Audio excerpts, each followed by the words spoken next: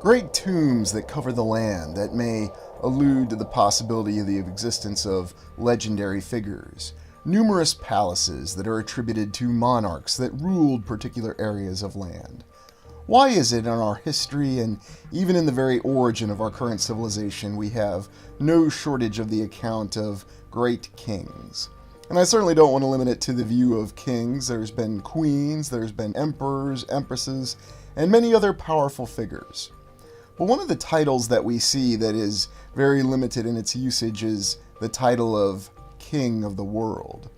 With this plethora of kings and monarchs that we have, with the proverbial Game of Kings or Game of Thrones, is it possible that in the past there was once an individual who claimed themselves to be King of the World? Now, of course, we have the religious connotation, but perhaps the connection between monarchs and religious figures has a little bit more root in our history than we like to think. Is it possible that there was a king of the world? Was this a legitimate king of the world, or was this an usurper?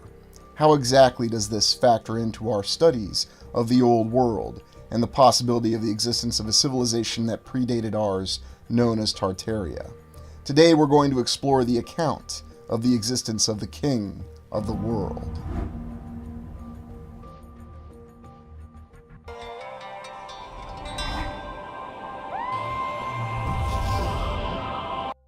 Today's exploration takes us back to our five eras theory, and we're examining the start of the fourth era, or the Tartarian era. Was there a time frame in which there was an individual who proclaimed themselves king of the world?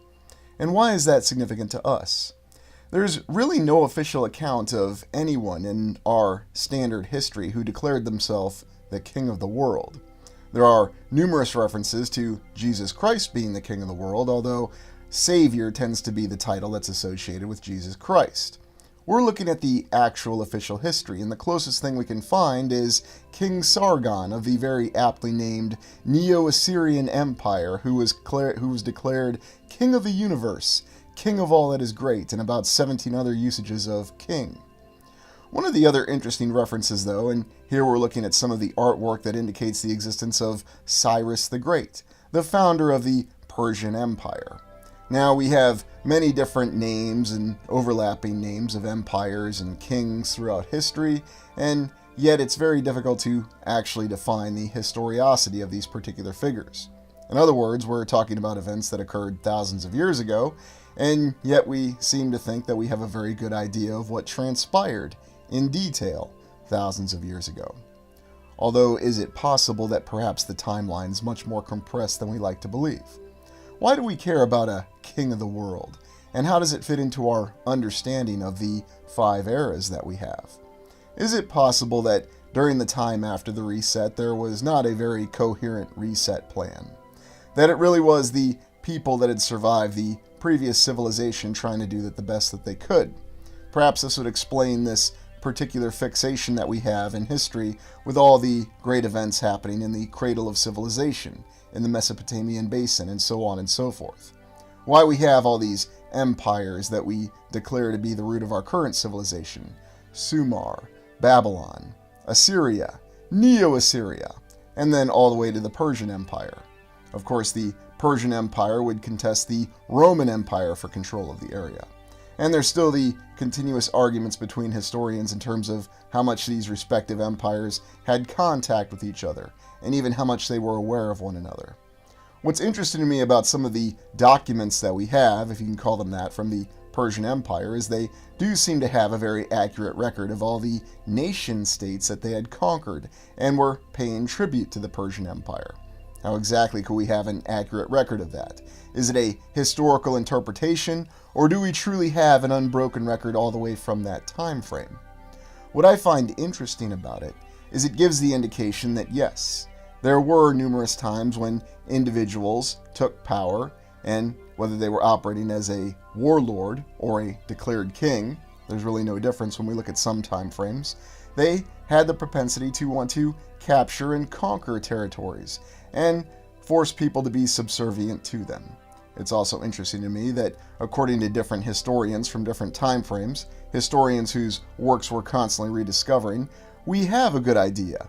We have a very interesting detail about the amount of tribute that was paid from particular regions during particular empires. And so if we really do have a very clear historical record of this, then it provides an actual detailed example of the fact that perhaps there really was numerous individuals that were trying to set themselves up as rulers of large areas. Although when you try to understand the existence of an empire in the past, you think of what we have with empires. A single capital in one very limited geographical area, a city-state, as it tends to begin, that ascends to power and rules a very large geographical area. Although there'd be many challenges to effectively ruling a large geographical area that tends to be hand-waved by our historical understanding of what happened in the past. In other words, how exactly did the Romans, the Persians, the Assyrians, and every other example we have of a large empire effectively rule a large area? They didn't have any industrial revolution. They didn't have any sort of form of fast communication. Really what they had were a loose collection of city-states that somehow they were effectively ruling. Now there's numerous explanations given for this. Well, they had a well-constructed road system in the example of the Romans, and they were able to rapidly move the legions to where they were needed. There was never anybody who decided to rise up and revolt against this power system. Or is it possible that there is an entirely different explanation against these empires that we have? That perhaps there was a much greater form of technology that was in existence at that time. That instead of having people simply operating on horses and in very rudimentary sets of armor, although I will admit the official historical examples we have of armor from that time are very impressive, right down to the very interesting way and standardized way that the Romans created their armor. We also have very advanced examples of the use of language, or apparently the use of language. I'm also impressed by our ability to retain an understanding and really know what these languages meant and how it could even interpret and read the symbols from these languages, even though these are languages that have not been in use for hundreds or in some cases even thousands of years. We've still retained an awareness and the ability to decipher these languages. I always think back to the famous example of Carl Sagan in the show Cosmos giving us an example of the Rosetta Stone and how it enabled us to understand what the ancient Egyptian language said. Now that's what the official history will tell us, but is it possible that there was a completely different form of existence in the past? That, in other words, there was a different form of communication that transcended verbal communication and language? It's just an idea. But how is it we've had these empires that come in and conquer these other areas that do have different languages, different culture, and a completely different ability to communicate?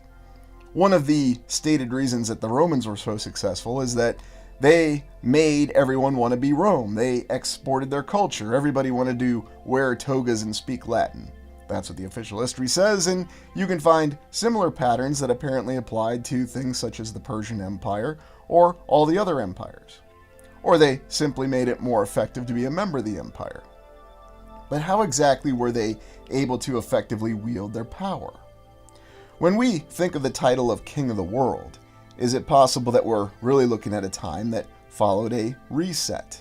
And instead of having any coherent reset plan or any actual forces of authority that were in operation, perhaps there was merely a situation where the powers that be of the previous civilization had fallen in a state of disarray. And perhaps that's really where we see the historical accounts that refer to this. If you study the existence of Europe right before the so-called Dark Ages or the medieval period, a time which is constantly undergoing redefinition and even a change in perception. Well, the Dark Ages in Europe really weren't that bad. Well, the Dark Ages that followed the Greece civilization really weren't that bad. They really weren't Dark Ages. Who were all these sea peoples that randomly showed up and just caused cataclysmic events to happen? There's far too many inconsistencies to ignore with the official history. And when I tried to study it and decipher it over years, I found that there were many inconsistencies with events that are supposed to be very locked in stone, so to speak. If you ever travel through the Middle East, though, you'll find that there are remnants of these previous civilizations. And you'll find that there are references in the official history to certain individuals that did declare themselves King of the Universe, or King of Kings, which is something that applied to the rulers of the Persian Empire. there was also the constant conflicts that occurred between East and West. Very, very strange that even to this current day, we still have these perceived conflicts that occur between the East and the West, or whichever preferred directions that we have. There seemed to be a north-south thing going on for a period of time, and then other times it's East and the West. Now, is it the same pattern that we're seeing of conflict, assimilation, indoctrination?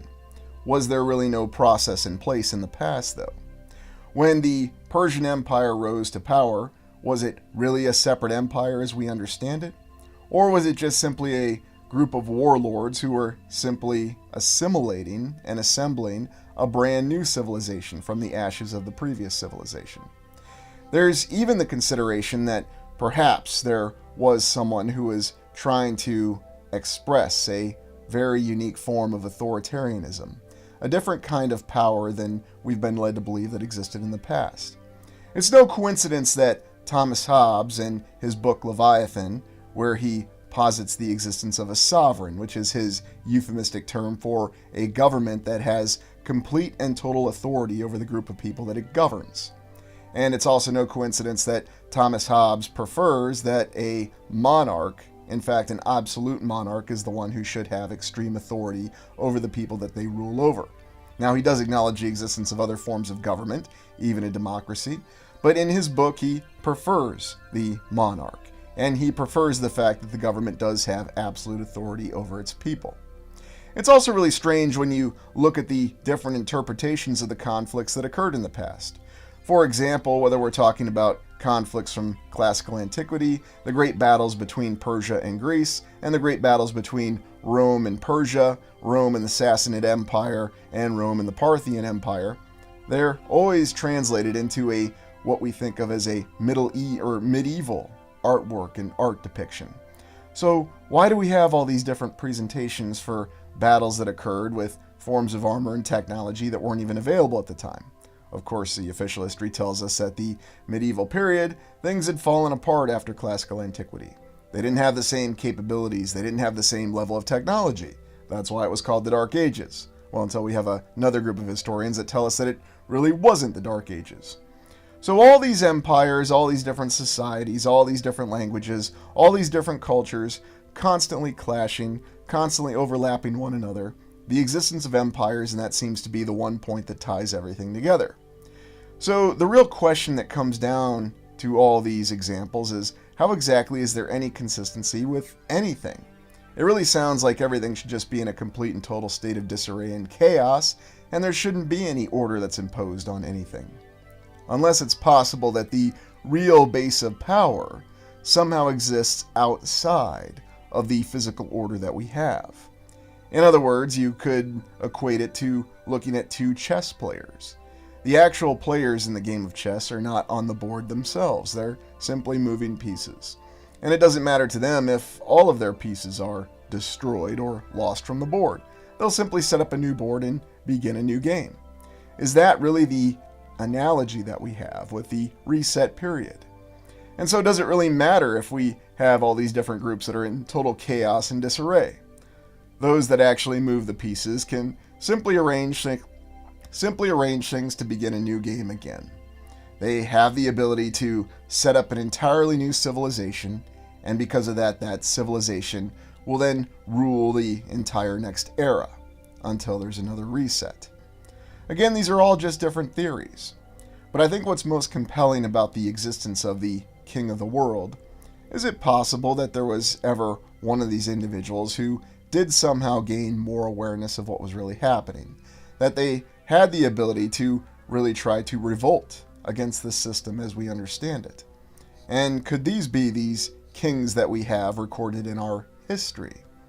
Is it also possible that these individuals had a good streak within them, such as when we look at the legends of King Arthur and Camelot and Avalon?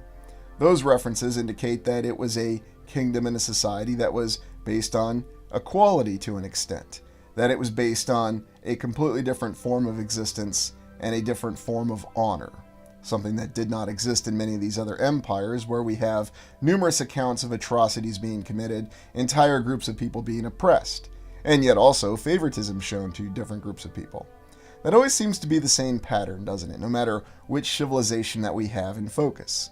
That there are some groups that are favored, there are some groups that are disfavored, but at the end of the day, you simply end up with a divided population. You would think that if someone was trying to rule an entire empire, that really they would go with the Roman model as we understand it. They would want to change everyone's culture. They would really want to establish one single language, and that would be the effective way to do it. But then there's a lot of resistance to that, so there is an official explanation for why no one would accept the rule of empire. And this did go all the way to the 1800s when we look at certain examples such as the Ottoman Empire or the Austro-Hungarian Empire and the development of that. Now, are those real, official, historical empires, or are they merely analogies, references to something else that existed? Why do we have so many forms of written language? Is it really possible that humanity has developed on its own 7,000 to 8,000 different languages, and how many languages have been lost over time? Which languages actually have a true written language, and which languages are only spoken languages? These are just thoughts to think about, because if we're really going to understand the existence of a king of the world, if we're really going to understand the existence of one unifying civilization, then how is it possible we could have all these different small groups that coexist? Now, there are statements that some have completely lost their identity. They were crushed or destroyed by these great civilizations, these great empires. But yet somehow they managed to exist. They managed to persist. Is this simply the individual human spirit? Or is there something else entirely going on? Now, this may seem like we're all over the place in trying to understand this, but the reason that I've decided to do this exploration in this manner is because of the fact that that's how we have to understand history. We're really just a pebble that's thrown into the ocean, so to speak. We have all these different overlapping cultures and civilizations and 6,000 years of recorded history, at least that's what we're officially told.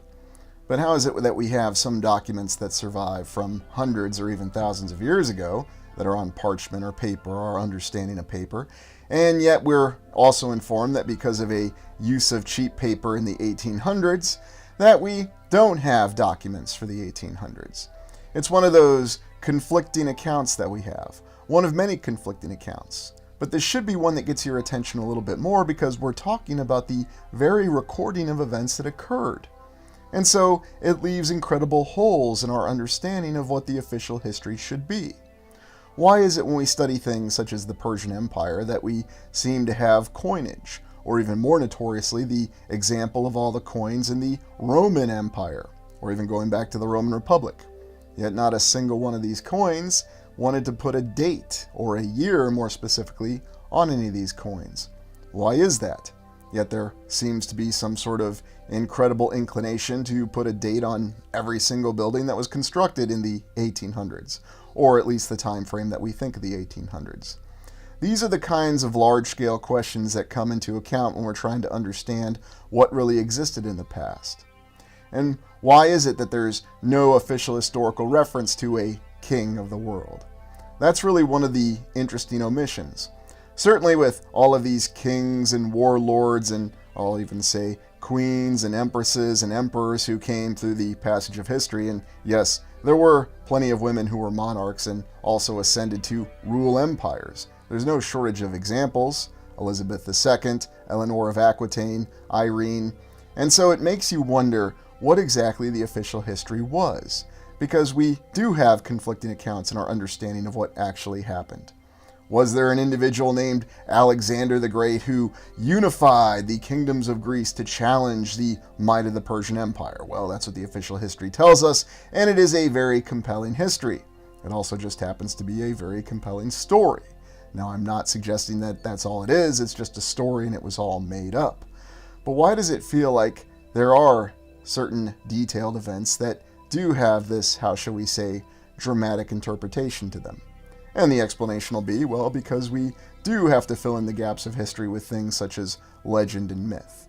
But then in doing so, we're also acknowledging the fact that legend and myth may actually be closer to our official history than we like to believe. It all comes down to an understanding of the giant confidence, if you will. That giant confidence being, we know exactly what happened, we know every single detail, and we know exactly how one event went to the next event. But one of the greatest examples I'll highlight in if you decide to dedicate your life to the study of history, and many people will tell you this is a waste of time. Of course, those same people will then tell you, how could you actually question history? It can't be questioned. Yes, yet another interesting conflict. But if you do dedicate yourself to the study of history, what you'll find is how exactly are events related by cause and effect? And if all events are attached to cause and effect, then why is the study of history so stratified? You'll find that there are different particular time frames that you'll study with history. Or you can break it down by geographical division. And this is what I always found was the great issue, because our understanding is that even in the distant past, classical antiquity, that these empires, these civilizations, really were competing for resources. They really were clashing with one another. But then there's another perception that says, no, they really weren't. Were they really even aware of each other? Was China aware of Rome? Was Rome aware of China? Why do we have all these mausoleums of Halicarnassus that seem to exist? Now, apparently this mausoleum was actually built to recognize the tomb of one of the great kings. And yet, if you look around to this day, this is an example of architecture that still exists to this day. There are numerous structures that take inspiration from the mausoleum of Halicarnassus. The mausoleum of Halicarnassus was considered one of the 7 wonders of the quote-unquote ancient world. But no one really has an idea of what it looked like except for the drawings that it was preserved in, because the actual example was lost to the mists of time. But really, what are the mists of time? And I think this is one of the reasons why we need to really look at architecture, why we still have surviving examples to this day. And whether you accept the official historical account for what came before, or you believe that there is an alternative explanation for what happened, you can't deny the fact that we do have these references that are rooted in what came before. And I think the mausoleum of Halicarnassus is one of the best examples, because there are numerous structures across the entire land that are still built with the same appearance of this mausoleum of Halicarnassus, this step pyramid that's on top of a group of columns. But there's something that's rather unique about it. Is this actually a monument that really was built and dedicated to someone who once had tremendous authority in the past? Was there really an individual who came before who really did rule vast tracts of land? Or is it even possible that there was one single ruler? What's interesting is that whatever perception that we have of the past, we understand that one single ruler or one individual being a king of the world would most likely be a tyrant, an individual that we would not want to adhere to absolute control to. And yet individuals such as Thomas Hobbes argue that, yes, that's what we should look for, because that would ensure that there's no chaos and no anarchy. And here we see some of the examples that still exist to this day. Whether it's a soldiers and sailors monument or some other monument to the lost of World War II, or even a civic courts building, we have structures to this day that are built in the likeness of the mausoleum of Halicarnassus. And so, what is interesting about that? It seems to me that we do still have examples of what was one of the 7 ancient wonders of the world. Now, they called it that because this was a wonder that exceeded everything else in the land at that time.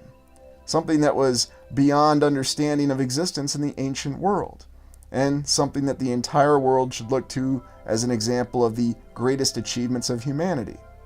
And yet here to this day we have numerous examples of this impressive mausoleum of Halicarnassus that's all over the place. And whether we're in St. Louis, whether we're in Australia, whether we're in Indiana, we see the same example of this structure. And we even have variations of it where it's built as what we would think of as a temple, and other variations where it seems to be constructed as some sort of Art Deco building. At least that's what they'll tell us is the architectural style. And then we also have other inconsistencies, such as these Sphinx, or dare I say Griffin figures that are oftentimes found in the grounds of these very impressive structures. So how come someone's not going around and saying that the Civic Courts building in St. Louis is the mausoleum of Halicarnassus, or the Civic Courts building in St. Louis is one of the 7 wonders of the modern world? Interesting also that no one attributes that to our current tallest building.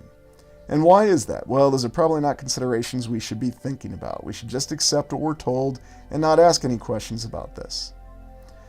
But if there really was a famous structure, if there really was one design, and even the design of the structure of the original mausoleum of Halicarnassus is quite interesting, and coincidentally, it has the exact same, how shall I say, story beats that we find in other structures that seem to be completely unique and, how shall we say, out of place, wherever they are in the land. And whether we're in Australia, or whether we're in the United States, or whether we're in Asia Minor, where the original mausoleum of Halicarnassus was purported to be, then how do we account for all this? Unless it's possible that these monuments were built across the land, and they were actually built for one individual. We've looked at Alexander the Great before several times.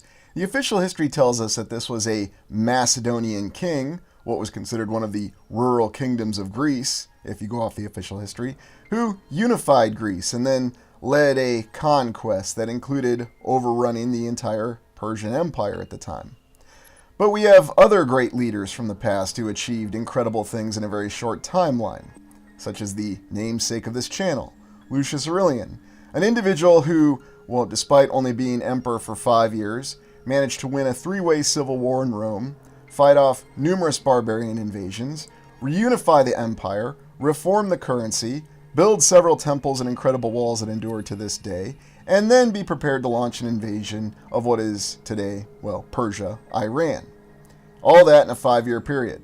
And coincidentally, no one ever questions this. And by the way, they also did it while marching an army all over Europe and all over Asia Minor, again in 5 short years.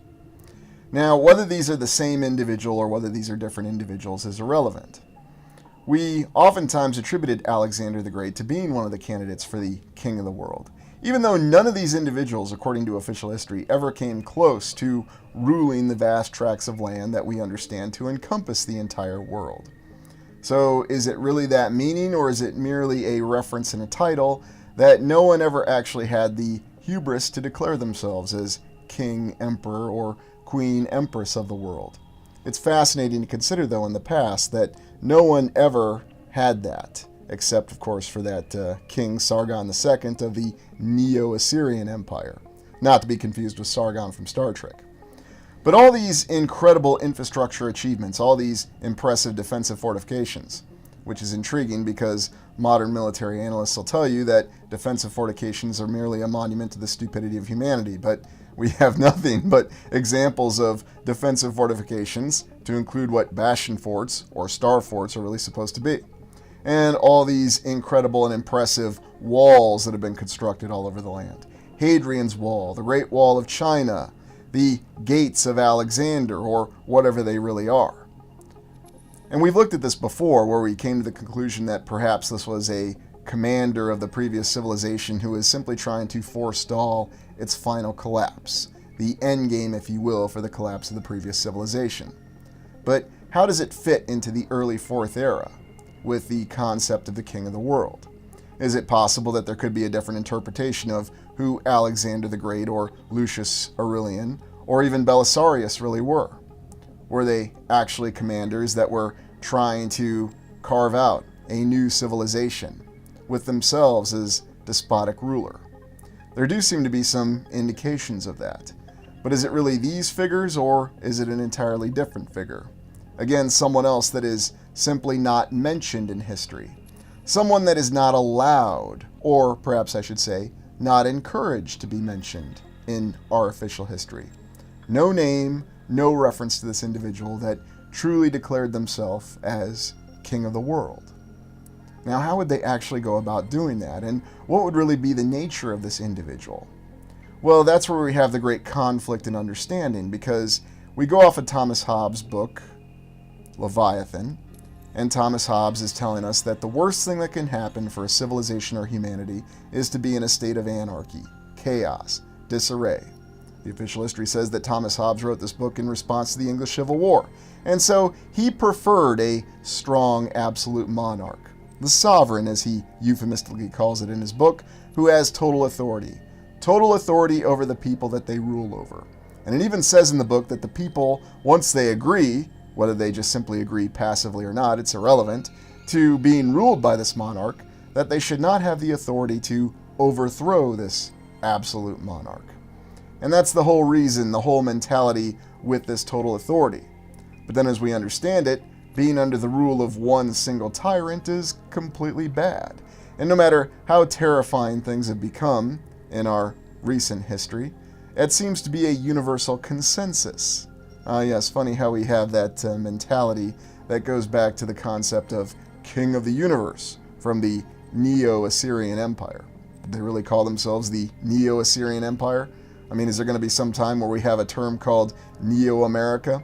And yes, it's not lost on me that in numerous science fiction films and in animes, that term is often bandied about. Neo-Tokyo, Neo-Babylon, new this, new that. And you throw Neo in there and suddenly the terminology seems like it's a new thing. But if we look in the past and the possible existence of a king of the world, then it seems most likely that this individual would have been a great tyrant. Watching a sailing ship with a modern city in the background displays to us just how far we've come in technology. We have to realize that now we have a global positioning system and various other implements that aid us in our navigation in the seas. And yet in the distant past, the sailing ships relied on very rudimentary instrumentation to ascertain their position. They were lost amongst 139 million square miles of oceans across the land. How was it they managed to pinpoint their position and navigate?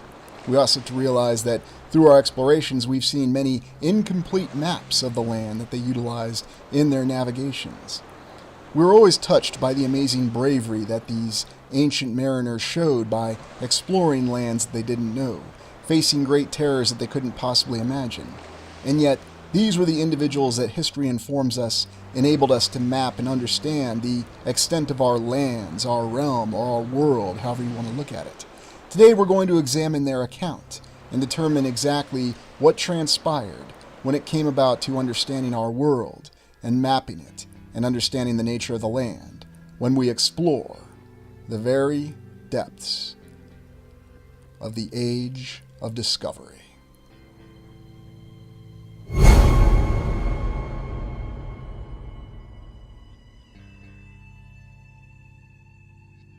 Savior, did he have a gauntlet of steel? Why, yes. Do you know him? Aye, all too well, damn his heart. In order to really evaluate the age of discovery, we have to understand what the baseline of maps were available. And we go back to Greece with Aristophanes, an individual who was another one of those polymaths. And Aristophanes actually knew that the Earth was round, or a sphere. He calculated the circumference. And yet, for some unknown reason, the map that he provided omitted about 70% of the surface area. Now, of course, there's a better question in how could we actually have any of the works of Aristophanes, his maps, his books, because they were all lost, because as the chief librarian of Alexandria, we know what happened to the Library of Alexandria. It was destroyed. Yet somehow, knowledge of his works persevered. Perhaps it was similar to the Goonies story, where one of his acolytes must have survived and brought the knowledge of his experiment, which actually involved measuring shadows at different points on the surface during the solstice of the Earth, and that was how he managed to calculate the circumference. Yet for some reason, when they put his maps back together in the 19th century or the 1800s, because when else would it have happened, they didn't actually have all the continents. It only showed 3 of the continents, Europe, Asia, Africa, the Old World, and it completely omitted the Americas, Australia, Antarctica, most of the Atlantic, and then of course the Pacific Ocean, only the largest ocean in the land. So these baseline maps that mariners had during the time that we think of as the Middle Ages were lacking. They didn't show all of the land.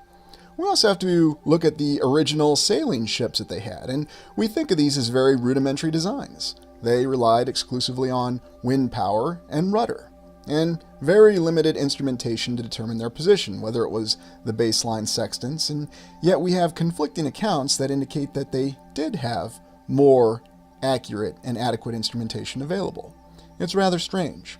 Officially, according to mainstream history, the construction of ships evolved and they became more seaworthy. They became more capable of being provisioned to conduct these long voyages of exploration, whether they lasted months or even years. And in fact, this culminated with the discovery of the Americas and the exploration of all the world as we think of it by these explorers. And of course, ending with the story of the Pilgrims settling in North America, although that was after the colony of Jamestown. What of the official history, though? To understand the original voyages of exploration, we go back to the land route, from the Venetian merchant Marco Polo. Marco Polo paralleled many of the routes of the Silk Road and was one of the first Europeans, at least one of the first published Europeans, to travel to the land of Cathay, or what we think of as China, and the Great Khanate at the time. There was a wonderful miniseries where actor Ken Marshall, and frequent viewers of this channel recognize him as the actor who portrayed Prince Colwyn in this particular viewer's favorite film, Kroll. It's a pretty good miniseries, and even if the history on it seems a little questionable, and indeed mainstream historians do argue on the veracity of Marco Polo's journeys because of the fact that they didn't have a printing press when they reproduced it, so there's a lot of discrepancies within his account. But it is generally agreed upon by scholars that Marco Polo was the first European who had a well-documented travel to what we think of as China, and even the area that we associate on certain maps that's called Tartaria. Of course, we're informed that's Greater Tartaria. And here we have an image of Marco Polo dressed almost like a Circassian. Of course, they'll tell us that he's a Tartar. Maybe it's the same thing. The other baseline maps, though, show that there seemed to be a real lack of awareness in the actual layout of the lands, or how the continents were shaped, what the actual distance was. And these were the struggles that many of these early maritime explorers faced. They had no idea where they were going. It really was exploration. It's even more impressive when you think of some of the other, how shall we say, native explorers, such as the Polynesians. We're informed that they didn't have any instrumentation whatsoever when they were rolling about the South Pacific on their canoes, just happening to find islands in the middle of nowhere in a vast Pacific Ocean, simply relying on the navigation of stars.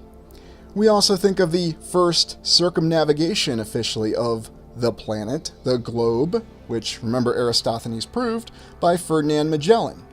And Ferdinand Magellan was actually a Portuguese navigator who was sponsored by Spain to conduct this expedition. And by fortune and happenstance, he happened to sail around the land, finding the Strait of Magellan and bypassing from the Atlantic Ocean to the Pacific Ocean. Although it should be noted that Ferdinand Magellan was rather surprised because he thought it would only take 3 days once they sailed through the Strait of Magellan to actually come upon Asia. And instead it took them well over 3 months, in which many members of his crew died. But who exactly needs a crew on a series of sailing ships? Because apparently you can just do it yourself. And when you have the sense of adventurism that Ferdinand Magellan did, and also the will and leadership, you don't need a crew. Perhaps he was lacking Aristophanes' map to really understand what the nature of the land was. Or maybe he had a copy, and of course it didn't show the other continents and was missing the Pacific Ocean. What makes more sense to you? For whatever reason, Magellan is the one who's remembered as the person who completed the first circumnavigation of the land, the world. But he didn't actually survive. He was killed during a conflict in the Philippines, foreshadowing the fate of a later explorer, Captain Cook, when he had a hostile encounter with natives. Quite interesting how many times this story repeats when it comes to explorers. We don't exactly know how Ferdinand Magellan died. They allegedly have an account of how he died and how he was overwhelmed by the power of the natives, and what remained of his crew had to complete the circumnavigation. So Ferdinand Magellan was not actually the individual that completed the navigation, even though we're told what a stellar leader he was, and even to this day in the Philippines, they very well mark and provide monuments for the area where this encounter occurred. The Philippines view it as a retention of their independence, and then the Spanish also review Ferdinand Magellan as a hero, even if he was Portuguese. So I guess that just goes to show you that the Spanish were willing to recognize a great adventurer and leader, even if he was from another nation. And look at this very fine, monumental, triumphal arch that they erected in memory of Ferdinand Magellan. So you can certainly see that it was a display of international amity on part of the Spanish. But even more interesting is the individual who actually completed the circumnavigation of the land after Ferdinand Magellan was killed. This is Spanish navigator Juan Sebastian Elcano, and he was the one who actually completed the circumnavigation of the land. Perhaps he's the one who had the full, unadulterated copy of Eratosthenes' map, going with the Carl Sagan pronunciation now of the name. But it's very intriguing to think of all of the things that were discovered, namely the crops that we consider New World crops, such as corn, tomatoes, and potatoes, all of which would play a significant role in the unfolding of historical events, whether it was with a famine or the availability and sustenance of the new colonies that were going to be established. So many different events and so many attempts at exploration to really find different routes from both the Philippines to Mexico, or New Spain as they called it at that time.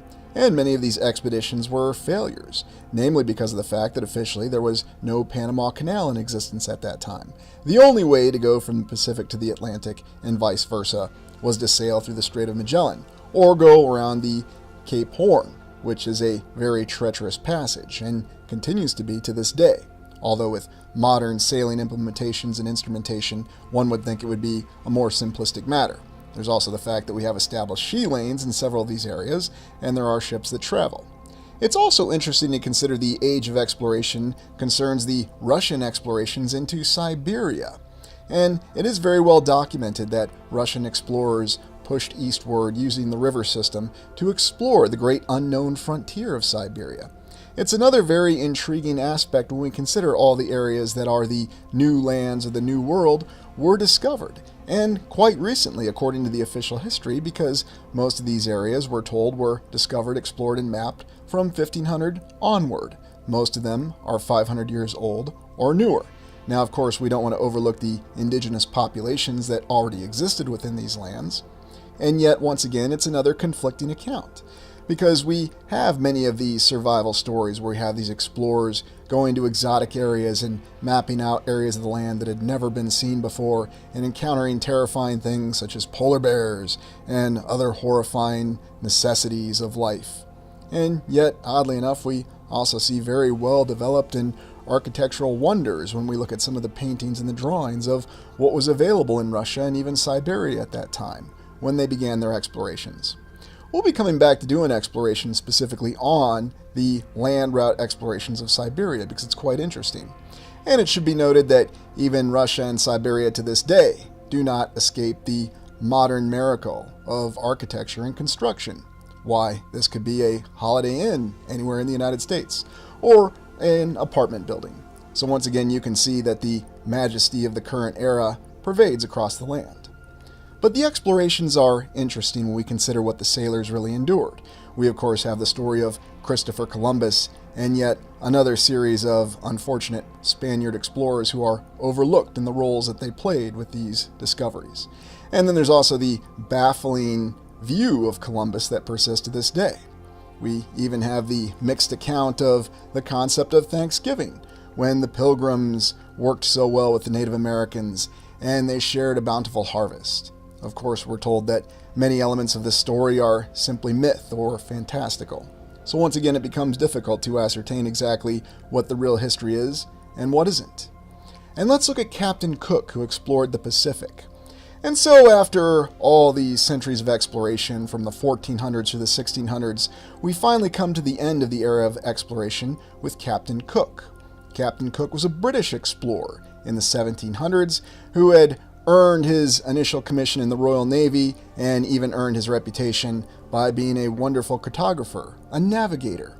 He was someone who played an essential role in the 7 Years' War, or as it's known in North America, the French-Indian War, in which the British managed to overcome the French to obtain greater colonial possessions. It was considered to be quite an interesting career development for Captain Cook, and interestingly enough, we have many different depictions and displays of Captain Cook. Some even present more of a heroic Horatio Hornblower image. Why, here we have Captain Cook, or the James T. Kirk version of Captain Cook. But it should be noted that there are many different versions of Captain Cook, and of course, we didn't actually have a photograph of him because photography hadn't been invented. But we have many different interpretations of what he may have looked like, such as Harvey Keitel here, the Harvey Keitel version of Captain Cook.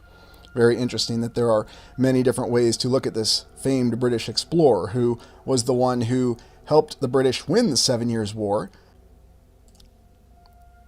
7 Years' War being a very interesting conflict itself, as many state it was one of the first world wars, and indeed, given the geographical extent of this conflict, we could certainly believe that, especially with the way Prussia was fighting many different nations at the same time, and of course the battles between Great Britain and France. Oddly enough, many places that Captain Cook went to still have monuments to this day. And the role that Captain Cook played was in the siege of Louisbourg, and then subsequently in the Battle of the Plains of Abraham. Captain Cook was exceptional with his ability at cartography and navigation, and indeed some of his maps are stated to have still been used as late as the 1950s until they were replaced. Looking at the fortress of Louisburg, we see the traditional fortress that seems to be very well constructed. And yet, during the 7 Years' War, the seizure of this fortress was decisive, especially for the continued British campaign to eventually seize Quebec and ultimately bring about a successful conclusion to the war against France. Oddly enough, when we look at these sort of facilities and we see what we're told are impenetrable defenses, oftentimes the Star Fort formation, we're touched by the fact that they never seem to be successful. So perhaps they were already obsolete at the time of their construction. Or perhaps there were more innovative military minds than the engineers at that time. Who knows what the true explanation is? But Captain Cook made a name for himself by properly navigating and mapping out the St. Lawrence. The St. Lawrence which was used during the subsequent campaign against the French army by the British army, led by General Wolfe. Now, the Battle of the Plains of Abraham was a British victory where apparently the British army used innovative tactics. Although early in the war, the British army was known to struggle quite a bit against the French army, such as with the seizure and surrender of Fort William Henry. Indeed, the French commander that facilitated that surrender and British defeat also died in this battle, Marquis de Montcalm. He's featured quite prominently in the film Last of the Mohicans. So many interesting details with the 7 Years' War, and this was the conflict where Captain James Cook made a name for himself. And of course, because of his service during this conflict with the Royal Navy, he was naturally given a position of greater authority. And here we see the most famous painting, or the Julian Glover version of Captain James Cook. Yes, imagine if they had British actor Julian Glover to portray James Cook in some sort of miniseries in the 1980s. Maybe it happened in some sort of alternative reality. Whatever the situation, though, James Cook was set about on a series of exploration missions to really map out that great unexplored portion of the Earth as it was at that time, the Pacific Ocean. There were even rumors that there was a great undiscovered continent in the distant south, Terra Australis, not to be confused with the present-day continent of Australia. Also interesting is the fact that Captain James Cook's wife lived until the 1830s, surviving 50 years as a widow. Quite interesting that there seems to be more of a connection to someone who was a real historical figure, and yet even this lady had passed away nearly 200 years ago. So all we really have are these accounts of James Cook and many different images that show many different styles and different type of individual. Here it seems we have the Ralph Ineson version of Captain Cook. Ralph Ineson was the guy who played Theon's first officer in Game of Thrones who tried to save him from being a buffoon. In any event, many memorials and many first contacts and explorations conducted by Captain Cook, and he was quite the individual. We're going to take a look at each of the 3 famous voyages that he conducted and what the objectives of each of his explorations were. Because, as we understand it in the official history, Captain Cook is responsible for really completing the exploration of the known lands. He's credited with the full discovery and mapping of Australia, New Zealand, and an understanding of what the limits of the land were. Although his primary mission was to locate Terra Australis, and allegedly he succeeded because he verified that Terra Australis didn't exist. His first voyage occurred from 1768 to 1771. And here, as we can see on this Robinson projection of what we're informed is the globe, and whatever your thoughts are on the shape of the land, we're not going to solve it during this particular exploration. I mean, Carl Sagan said that Eratosthenes did prove that the world is round, even though for some reason he didn't actually draw a full map of it. The stated mission that Captain Cook was to conduct, though, was measuring the passage of Venus across the sun. And by doing this, they would be able to interpret and learn the exact distance between the very planets themselves. Yes, this was the stated objective of Captain Cook's mission, to sail all the way from the United Kingdom or Great Britain down to the Southern Pacific. Now, other historical sources will say that this was just a cover. His real objective, once completing these measurements, was to actually find or verify if this imaginary or mythical continent, however you want to say it, of Terra Australis actually existed. And he also came across Botany Bay in Australia during this first voyage. Botany Bay? Oh no. But in any event, when he came across Botany Bay and discovering Australia, it seemed to be incidental. And indeed, his main mission, even during his first voyage, was not to measure Venus, and even though we're told through official recordings that Captain Cook and the other astronomer that was assigned to actually measure it didn't successfully measure it. And of course, we're said it was because of the limitations of equipment at that time, or perhaps they had simply made a mistake. He still succeeded in his first voyage, and he was promoted for his success. And he also discovered and cataloged some of the first known and published scholastic accounts of the existence of Australia, such as this image of the kangaroo. Now again, this is exactly what the official history tells us, and therefore his first voyage was considered a success. So you get a second voyage, and from 1772 to 1775, Captain Cook spent 3 years sailing at the southern end of the land, the southern Pacific Ocean and the southern Atlantic, attempting to verify if Terra Australis did exist. He did exclusively map out the land of New Zealand and both islands there, but as we're told, he was unable to actually locate or verify the existence of Antarctica. So quite an intriguing account. And again, this entire openly stated objective for the second voyage was indeed to confirm or deny if Terra Australis, the mythical continent, was there. Captain Cook's official account concludes that there was no mythical continent there, but he did believe that there was a continent of ice. Again, another vague, hand-waved explanation for what he really discovered. And we have all these other accounts of what his explorations actually consisted of these very unique and magical lands that had not really been contacted much by explorers prior to him. And it wasn't until his explorations that there was finally an understanding gained of what the Pacific really looked like. It should also be noted that Captain Cook acquired the services of a Polynesian navigator. Somehow a Polynesian navigator had a very good idea of navigating around the southern Pacific Ocean.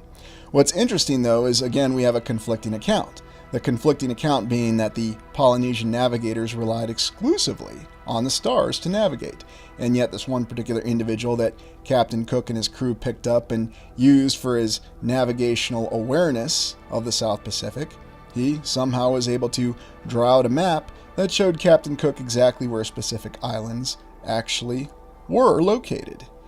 So many interesting conflicting accounts here with Captain Cook and all of the explorations that he did. What was he really looking for, though? Was he actually looking for Terra Australis? Was he really looking for Antarctica? Was he just simply exploring as long and as fast as he could, trying to discover anything that he could? There's also an interesting series of accounts of how Captain Cook sometimes managed to relate well with the natives on the various islands that he went to, and at other times there seemed to be violent encounters. Indeed, foreshadowing that was how Captain Cook met his untimely demise, was in a violent encounter. And indeed, he has a very mixed reputation to this day. But it's very intriguing that there's all these monuments and all these locations that he visited that pays tribute to the fact that this was the individual who managed to really connect and understand what the extent of the world was. And yet this was also an individual that still had to rely on a native Polynesian navigator to find many of these locations. It's another example of the conflicted account, indeed, with the very objectives of Captain Cook's actual mission. And remember that this is the most recent of the explorations in the so-called Age of Discovery, or the Age of Explorations, where we have sailors sailing around the land and discovering new lands and achieving new maps. And if you've ever read the novel Shogun by James Clavell, he does give you an idea of what this may have looked like, especially from the perspective of Pilot Major John Blackthorne, who is the primary character in the Shogun novels. The whole concept of how important pilots were. Pilots are navigators to actually navigate the ships through unknown areas, or they had what they called their rudder, their set of instructions for what headings to sail. Here we have one of the maps that was allegedly drawn by the Polynesian navigator. And yes, of course I say allegedly because I don't know, I wasn't there, I didn't watch him actually draw it out. We also have these other series of baffling maps that depict the very southern pole of the planet, or the land, or the earth, or whatever you want to think of it as. And it's intriguing as well because of the fact that it seems that Terra Australis was confirmed not to exist in Captain Cook's second voyage. And yet he did not officially discover Antarctica, the continent, but he did managed to come to conclusions that there was something there. He was stopped by the ice, according to his log. Now, as I'm always famous for saying, make of that what you will. We don't know the exact details, and I can certainly assure you that I was not on the voyage with Captain Cook, any one of the three, but it's very interesting reading some of the historical accounts and trying to work your way through the discrepancies. The mappings, such as the island of Georgia, and many of the other isolated and unique islands that happen to exist throughout the South Pacific and even west of Australia in the Indian Ocean. Many interesting places that we oftentimes don't talk about or think of. These are very exotic locations to this day, and we get the feeling that in many ways Captain Cook really was testing what the boundaries of the known land actually were. Now, whatever you want to say the conclusions were, or what his actual mission really was, it seems as though there was a lot of importance attributed to this individual. So I think that there are some elements of this account that seems to be rooted in our actual history. And therefore, if there is some historiosity, in other words, true historical events that transpired with Captain Cook, indeed his attempts to try to locate Terra Australis, and yet fail to locate Antarctica, but yet still extrapolate that it was down there. It seems to be a series of conflicting accounts, and remember, we're only 2 voyages into Captain Cook's exploration, because he actually had 3 voyages. And we look at the 3rd voyage, which transpired from 1776 to 1779. And we can see that Captain Cook's official mission was to find the legendary Northwest Passage, or the passage that went north in North America and enabled a rapid transition from the Pacific to the Atlantic Ocean, and vice versa.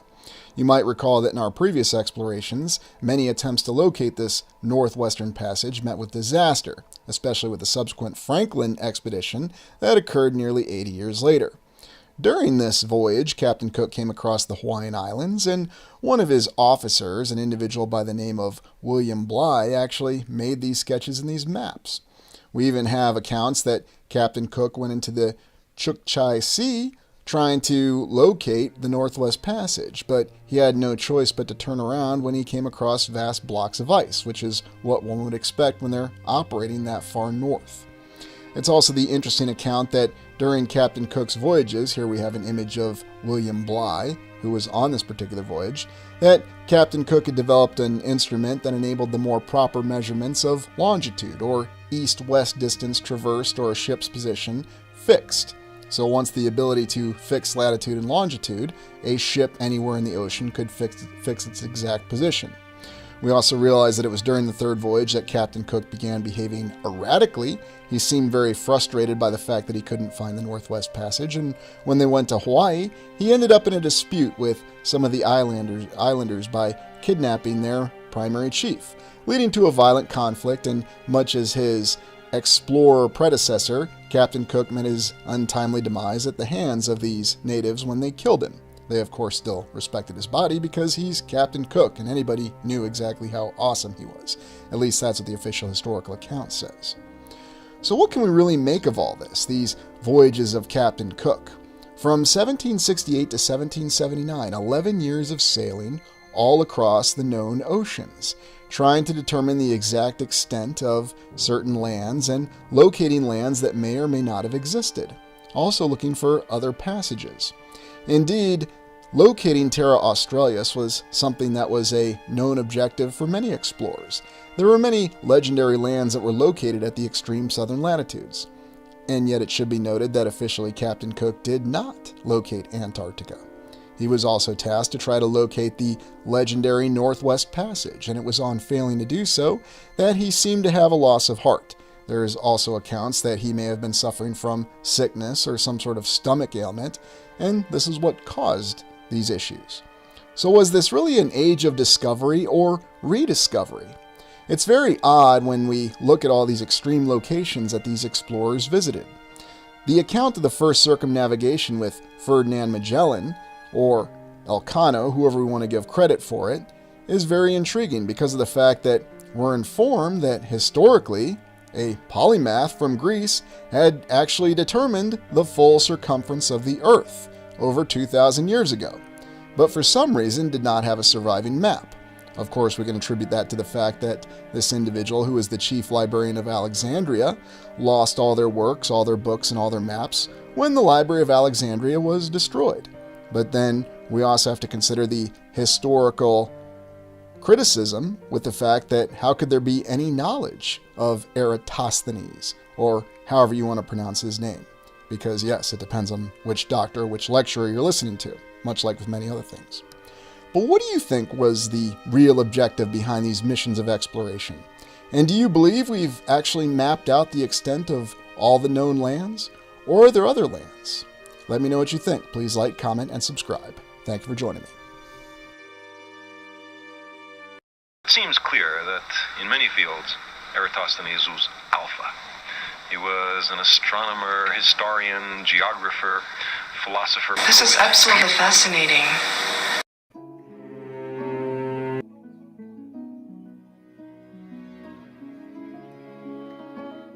Welcome to the Restitutor Orbis channel, and thank you for joining me for today's exploration into the Tuatha De Danann, a people of the Old World. The Tuatha De Danann come from Irish myth and legend, yet they may have truly existed. In today's exploration, we're going to examine who these people were and what their role was within Irish myth. We're also going to glean an understanding of Irish myth, and it should be noted that I don't believe that one myth or one culture's myth supersedes any other. We're just looking at Irish myth first because that's connected to earlier explorations on the channel. I will be exploring other myths and other legends from other cultures across the land, and I may spend some time doing that. The Tuatha De Danann, in Celtic mythology, a race inhabiting Ireland before the arrival of the Milesians, the ancestors of the modern Irish. They were said to have been skilled in magic, and the earliest reference to them relates that after they were banished from heaven because of their knowledge, they descended on Ireland in a cloud of mist. They were thought to have disappeared in the hills when overcome by the Milesians. The Book of Invasions, a fictitious history of Ireland from the earliest times, treats them as actual people, and they were so regarded by native historians up to the 17th century. In popular legend, they have become associated with numerous fairies still supposed to inhabit the Irish landscape. So we have the mythology and we have the legend. And here we have this typical debate between something that was supposedly fictitious, the Book of Invasions, and yet it's regarded by native historians as being an actual people and actual accounts. Why is it that this account of history and myth is always so clouded? Yet one group always claims that they know what really happened, and yet another group doesn't. It seems as though the real intention behind this is to cause us to question what our true history was. Or we know the reality with saying what a history is and what it really means. The Tuatha De Danann, a magical race that possessed supernatural powers. Most of them were godlike creatures or divine beings that were being worshipped. This race was also known to believe in the goddess Danu. She was sometimes referred to as the Mother, and another translation of their name is followers of Danu. The Tuatha De Danann came from 4 major cities: Pelias, Gorius, Phineas, and Murius. The whole concept of the Tuatha De Danann coming from 4 cities is remarkable. There's also further detail in the legend and the myth that the Tuatha De Danann fled from Ireland, or fled from the world, to the north for reasons unknown. The interesting thing about Irish myth is there's a lot of missing components to it. And one has to wonder why there's so many missing components when we have other myths from across the land that seem to be more complete. What interests me about Irish myth is the fact that there are these missing components, and yet, again, there's this reference from the 17th through the 19th century, a questionable time, that gives indications that this may have been something that truly occurred. The fact that legend indicates that the Tuatha De Danann went to these 4 cities, I wonder if these 4 cities could have been the 4 cities in the unknown or lost lands to the north. And I think there's a lot of validity in that theory based on what we're reading in the myth. And this is why we're going to explore the Tuatha De Danann going forward. Irish tales and mythology. We need to have a better understanding of Irish tales and mythology and why it seems to be somewhat incomplete or in a state of disarray in terms of its organization. It's almost as though that was something that was intentionally induced to make understanding these accounts, which may have a lot more basis in fact than a lot of people like to believe, difficult. Irish mythology is a vast world of legends and tales. All of them existed in the pre-Christian period, and according to some sources, they ceased to survive right after that. However, these tales are still passed from generation to generation, one after another. And we have to wonder about this statement of pre-Christian period, because going back to the film Excalibur, it almost seems as though the major religions of the world have been with us far longer than we like to imagine, and no doubt came from previous eras.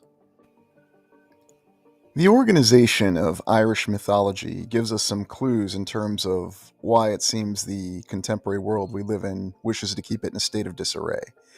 It's organized in 4 primary cycles. The mythological cycle, a cycle mainly about myths and fantastic legends, and makes up most of Irish legends.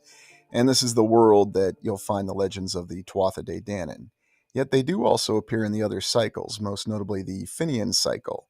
The Finian cycle concerns the stories of Fionn McCool, a legendary hero and a group of warriors or military order called the Fianna, which we have covered briefly in the video about Skellig Michael. We also have the Ulster cycle. Mythological cycle focuses on supernatural elements, and this focuses more on warriors and battles. And then the King cycle, or the Historical cycle, interesting name. The cycle holds those 2 names, and most of the tales fall in this category belong to the so-called medieval period. And you have to wonder if the introduction of this particular cycle is designed to confuse the tales from the other cycles, or to question how accurate they may be. Regardless, it seems as though these cycles do give us some organization to Irish mythology, and yet many people will tell you that the reason Irish mythology is not more known in the mainstream is because it's incomplete, unlike other myths such as the more famous Greek myths, which seem to be much more well known. We're going to be attempting to fill in some of the details with these cycles and look to see how this may be a historical account or an objective factual account of what may have happened in eras in the past. It seems as though the Tuatha De Danann hail from a time between the First and Second Era, and that the real cycles that we'll be focused on, the mythological cycle and the Finian cycle, occurred specifically during the Second Era, in terms of this channel's theories on breaking down our actual timeline. The Tuatha De Danann brought fascinating skills and wisdom to Ireland when they arrived there. They gained those skills from 4 wise men who resided in the 4 cities, 1 in each. Cineas was the wise man who resided in Murius, Morius in Falius, Urius in Gorius, and Arius in Phineas. Over and beyond, the Tuatha De Danann brought 4 treasures from the 4 cities, treasures that were beneficial to Ireland. And we'll briefly look at these treasures now. We have the Cauldron of Dagda. No company ever went away from it unsatisfied. A remarkable piece of technology, and we have no idea what it really looked like, and yet there are many accounts that state that it seemed to be able to produce whatever material needs that the Tuatha De Danann needed filled in the moment. Remarkable. It reminds me almost of a matter replicator from the Star Trek series. Isn't it amazing to think of the possibility of such technology? Of course, we'll be told that it was magic or that it's merely myth. Yet, one thing I think Arthur C. Clarke, a science fiction writer, was correct in stating is that to a people that encounter technology that's beyond their comprehension, then the people that possess that technology are going to appear as though they are deities, which is something fascinating to consider about the Tuatha De Danann. The most famous spear is referred to as Luge's spear. Sources claim that it was brought to Ireland from the city of Falius. The latter was one of the 4 cities that the Tuatha De Danann came from. The spear's head was made from dark bronze, and it was sharply pointed at its tip. It's also remarkable how we have so many different references to spears within our so-called history. Most importantly, the spear possessed magical abilities. It was impossible to overcome in battle or to defeat the warrior who wielded it, and we have to wonder what the true nature of this spear really was. The Sword of Light, second treasure of the Tuatha De Danann. It belonged to Nuada, the first king of the race. It came from Phineas City. The sword has actually made an appearance in plenty of the Irish folk tales. It plays a part in Scottish myths as well. There were several names to it: Shining Sword, White Glaive of Light, and Sword of Light. The Irish equivalent to its name is Clamansolas, or Clara Sholas. Pronunciation on Gaelic is not one of my strong points, but regardless, this sword seems to have inspired many other swords and many other legends. We have Excalibur pictured in the top right here, and the channel covered that film earlier this week. And then we have the Sword of Light, which played a critical role in the mythology or legend of the Game of Thrones or World of a Song in Ice and Fire in George R.R. Martin's works. Remarkable in terms of considering what this legend really could have been and what the sword truly was. One thing I'll note is that while it's called the second treasure, in some accounts the treasures of the Tuatha De Danann are numbered, and in other accounts they are not. Last we come to the Fall. Stone of Fall is a stone at the inauguration mound on the Hill of Tara in County Meath, Ireland, which served as the coronation stone for the King of Tara and hence High King of Ireland. It is also known as the Stone of Destiny or Speaking Stone. According to legend, all of the kings of Ireland were crowned on the stone, perhaps the same story as Stonehenge. Now we know from many accounts that the standing stones at Stonehenge were replaced and that the energy in that location has changed. This particular location is somewhat questionable because it does have the same story that goes along with it, that perhaps the stones are replaced. Nevertheless, the location itself still seems to retain the energy, and it's a remarkable account in terms of what the stone really could have been or represented to both the Tuatha De Danann and to the subsequent kings of Ireland. The High Kings of Ireland were actually members of the Tuatha De Danann originally, but the lineage from that time depends on your interpretation of the myth and the legend. The goddess Danu. Danu was the mother goddess of the Tuatha De Danann. That is why their name means the people of Danu. She is one of the very ancient goddesses in the history of Ireland. Her modern Irish name is usually Dana rather than Danu. People usually refer to her by the goddess of earth or the goddess of land. Her main duty was pouring her power and wisdom, the lands to bring prosperity. Danu possessed a lot of fascinating skills. The mythology states that she passed most of her skill to the Tuatha De Danann. As a consequence, most of the members of the race are either divine figures or supernatural beings. It's a remarkable consideration, though, that we say they're supernatural beings, and yet they had a goddess themselves. It makes you wonder in terms of what the true account is, and who was this Danu? We have numerous myths across the entire land that tell us that all the roots of our civilization came from some sort of divine intervention. Now, mainstream contemporary accounts, such as scientists and historians, will tell us that this is just myth. These were people trying to explain their origin when they had no origin story. Now we'll tell you about evolution, and that's your story, and that's all you need to know, and things possessed during the Bronze Age, and people made pyramids by floating the blocks in vast pools of water, etc. However, I think it's a remarkable consideration, though, that these types of legends and myths are what actually persist across the land, and there is consistency in them. There are many connections, and this is the first one that we're examining in greater detail. Nuada of the Silver Arm. Before the Tuatha De Danann arrived in Ireland, Nuada was their king. He remained the king of the Tuatha De Danann for about 7 years. After those years, they entered Ireland and fought the Feebolg. The latter were the inhabitants of Ireland by the time the Tuatha De Danann arrived. Before fighting the Firbolg, Nuada asked if they could take a portion of the island for the Tuatha De Danann. However, the king of the Firbolg refused, and they both prepared for the upcoming war.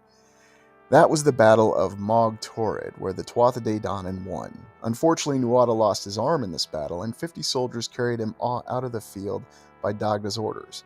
Despite the loss of Nuada's arm, the Tuatha De Danann gained Ireland as land for themselves. He's called Nuada the Silver Arm because they replaced his arm with a silver arm.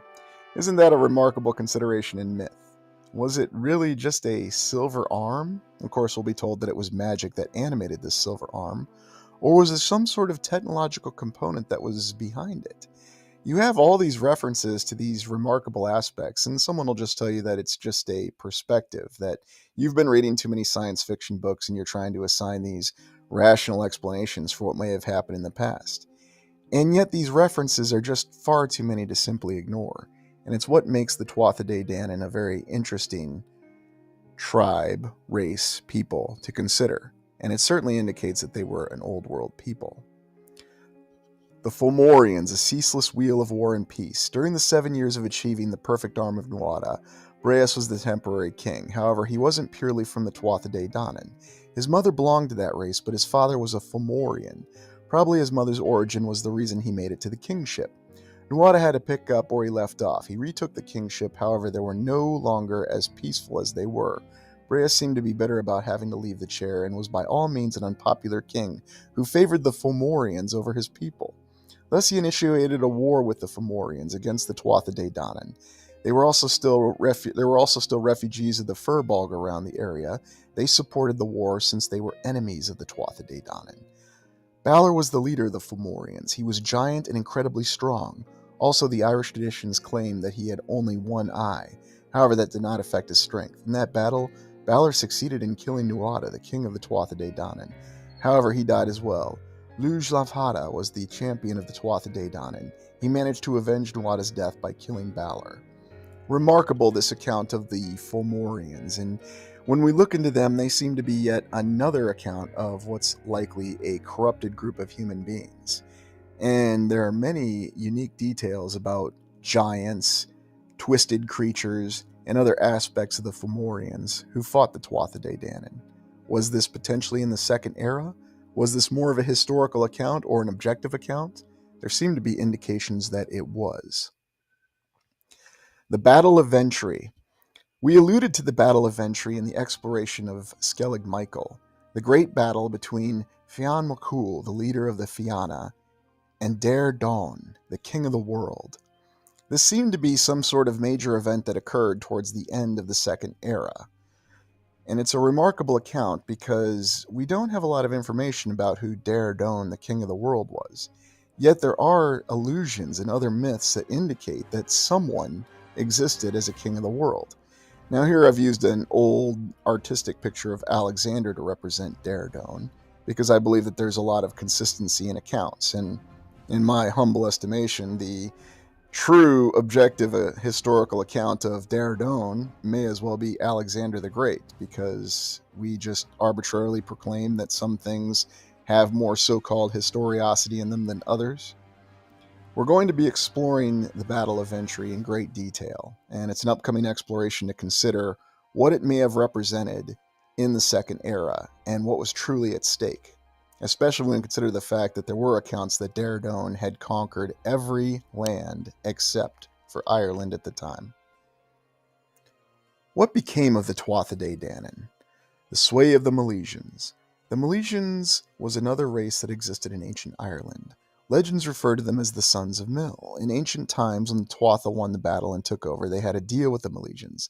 They kicked them out, but they said if they managed to land again in Ireland, the country shall be theirs. This was according to the rules of war. The Milesians withdrew and went back to the sea. Then the Tuatha raised a great storm to dash their ships and ensure their loss so they wouldn't come back. After that, they kept Ireland invisible. We have a very specific year here. In 1700 BC, the Milesians arrived in Ireland to realize that the Tuatha De Danann were entirely taking over. The Tuatha De Danann thought that they had managed to keep Ireland undetectable to the Milesians. However, they managed to find the land and marched into Ireland. The Tuatha were not prepared for resisting the Milesians, as they didn't expect them to find the land that easily. And that's the end, really, of the Tuatha De Danann. Legend indicates that they went underground, and they vanish from accounts. We don't have any more detail than that. We're also told that the Milesians are the progenitors of the people who inhabited Ireland in the contemporary era. Who knows if any of these details are true? But when we consider the overall account of the Tuatha De Danann, we see that this was a people that seemed to possess magic or a remarkable technology and had a very rich history. They also played a very decisive role in the Battle of Ventry, as Fionn McCool and the Fianna were greatly outnumbered by the army of Dare Dawn, the king of the world. Had the Tuatha De Danann not intervened and participated in the battle, it's very clear that the king of the world and his army would have defeated Fionn McCool and ultimately would have conquered all of Ireland and the entire world. What consequences would that have had for the old world? And what consequences would it have had on humanity today? It's clear that much was decided during this time frame. We'll be exploring the Tuatha De Danann and these myths more, and I will be looking at many other myths going forward. Well, thank you for joining me today. As always, ask questions, explore yourself, and you'll restore the world. We are going to be exploring the concept of the strange land or voyages to strange lands. Now, what exactly are we talking about? Are we talking about something that's real? Are we talking about something that's imagined? Well, it could be both. It could be neither. And not to be ambiguous about the final answer, but really we're going to take a look at a couple different concepts. Some which may just be in the minds of fantasy authors and some which may be quite disturbingly real. So in any event, whether we're talking about going to another planet or we're talking about going to the ice wall and beyond, I want you to keep your minds open because we're going to be examining all concepts, as we tend to do on this channel. And I'm not one who likes to negate anything or not consider all possibilities because I feel that we have the possibility to look at different viewpoints and there might be truth hidden across those viewpoints. And as always, I don't want to tell you what to think. I personally believe that having the openness to think and decide for yourself is one of the most important things that we have as individuals, especially with everyone trying to tell us what to think. And I mean everyone. So going on past this interesting image that I dug up, this old science fiction image from the 1970s, and I'm sure no one's going to declare this as an image that's generated by artificial intelligence, but you never know. You might remember that image we had of 1970s special effects from the 1970s film Zardoz that somebody out there said, I think that's an AI image. Yes, apparently so. 1970s special effects. But anyway, this concept of lands that are somewhere out there, whether you want to think of it as another planet or we're all on a gigantic sphere, or are we on a gigantic plane or a planet, it doesn't really matter. We're going to examine some of these strange lands and where they may be and what they may consist of. Now, I thought I'd start by going and looking at what our latest science concept says about the possibility of quote unquote interstellar travel. I used to be interested in this a long time ago. I still maintain a passing interest in it, but what they're telling us now is that there's this concept called laser sails. The science, I love that, behind using laser sails to reach incredible speeds. So another concept that we have, now granted we do not have a practical application yet, but at least it shows you that the great scientists out there are still thinking of ways that perhaps we could travel to a nearby star system. It won't take tens of thousands of years to reach Alpha Centauri. It'll only take a couple years thanks to this concept. I mean, there's not a practical application, but it is an interesting concept. Just thought I'd share that with you. And just so you know, oh, yes, here's another very interesting artistic rendition of it. Yes, this seems to be the way they're going now. Our chief engineer is deploying a makeshift solar sail. We have high hopes that if successful, this will generate power to keep us alive. It'll also take it to Alpha Centauri, apparently, but this is the current concept. I just thought I'd review, though, back in the 1960s, there was another prospect of utilizing what was called a nuclear detonation pusher plate, or Project Orion. The concept from the 1960s was that a spacecraft would utilize a pusher plate, and they would detonate a nuclear device behind it, and therefore ride the increasing speed to get up to, about half the speed of light. At least that's what the concept said. And as a result of that, they could reach a nearby star system. Now, why are we talking about this? Because this concept was from the 1960s. And here we are, it's 2025, and our concept has evolved, but our practical application hasn't. Now, am I saying that's proof of anything, proof of some kind of conspiracy? Absolutely not. I'm simply saying that 6 decades have gone by, and it seems like we're only in the concept phase. Apparently, making new technology is very difficult. It's rife with problems. And you can actually find a lot of old artistic concepts of Project Orion and then some newer ones, utilizing our computer-generated images that we have software for nowadays. Of course, we have different names for that software than we did back in the 1990s and the 2000s. It just looks a little different. Ah, yes, autonomous cars. And this is an article from May 18th, 2018. And the point I'm getting at here is that technology always has design problems when we field it. But we were very optimistic about autonomous cars last decade, and I just thought I'd pull this article from our friends at Wired. It takes a single autonomous car to prevent phantom traffic jams. Just one single car. From May 2018. And what's the practical reality? Well, 5 days ago in San Francisco, a place that we often explore, there was a little bit of a traffic jam caused by 3 autonomous cars. So, it's a little bit of a teething problem. There's just a little bit of design flaw when we go through this thing. We have to learn exactly what's going on and how we're actually going to employ this. And there's going to be challenges. There's going to be difficulties. And so I just thought I would mention that. It takes years. And let's be honest, we've talked about autonomous cars for quite a long time. Remember in the 1980s, we were talking about flying cars, but this is the 21st century. We want autonomous cars. 1 could stop a traffic jam and 3 could cause a traffic jam. Well, those sound like good odds to me. But yes, that's where we are right now. And whether you're in San Francisco or Austin, Texas, or anywhere else, it seems that there's going to be challenges with it. But don't worry, I'm sure eventually we'll sort those challenges out. Keep that thought in mind, though. The whole point being is that even with all these great computers and all this incredible software, it is still challenging to field and develop new technology and to create a practical working application. Now, I know you're saying apples and oranges. You're talking about space travel and spacecraft, and now you're talking about transportation on the Great Road System. By the way, when was that road actually built? Not really sure, but that's okay. It's just one of those questions that I ask. I'm getting at the point that there are challenges rife with the development of technology. The Tesla Cybertruck. And let me tell you something. Tesla is a wonderful marketing name. I mean, just the name alone, it causes you to want to buy a vehicle.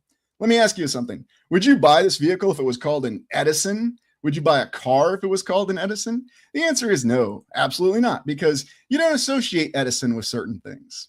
Yeah, you're right, Griff. It might look ugly, but it's not what it actually looks like in aesthetic appeal. It's all about the name. You just put Tesla in front of it, and then you can have your definitive model name, but it's actually a brilliant marketing strategy. You just have that name and you're ready to go, and that's what you have. And when you hear the name Tesla now, especially in the 21st century, you think of an incredible inventor. You think of an individual who's a genius, who can innovate great solutions, who can come up with inventions on the fly, and really a forward thinker, a futurist, an individual who could do it all. And we explored him before in the whole profit concept, but you affiliate someone who will actually innovate technology that will work and have practical application.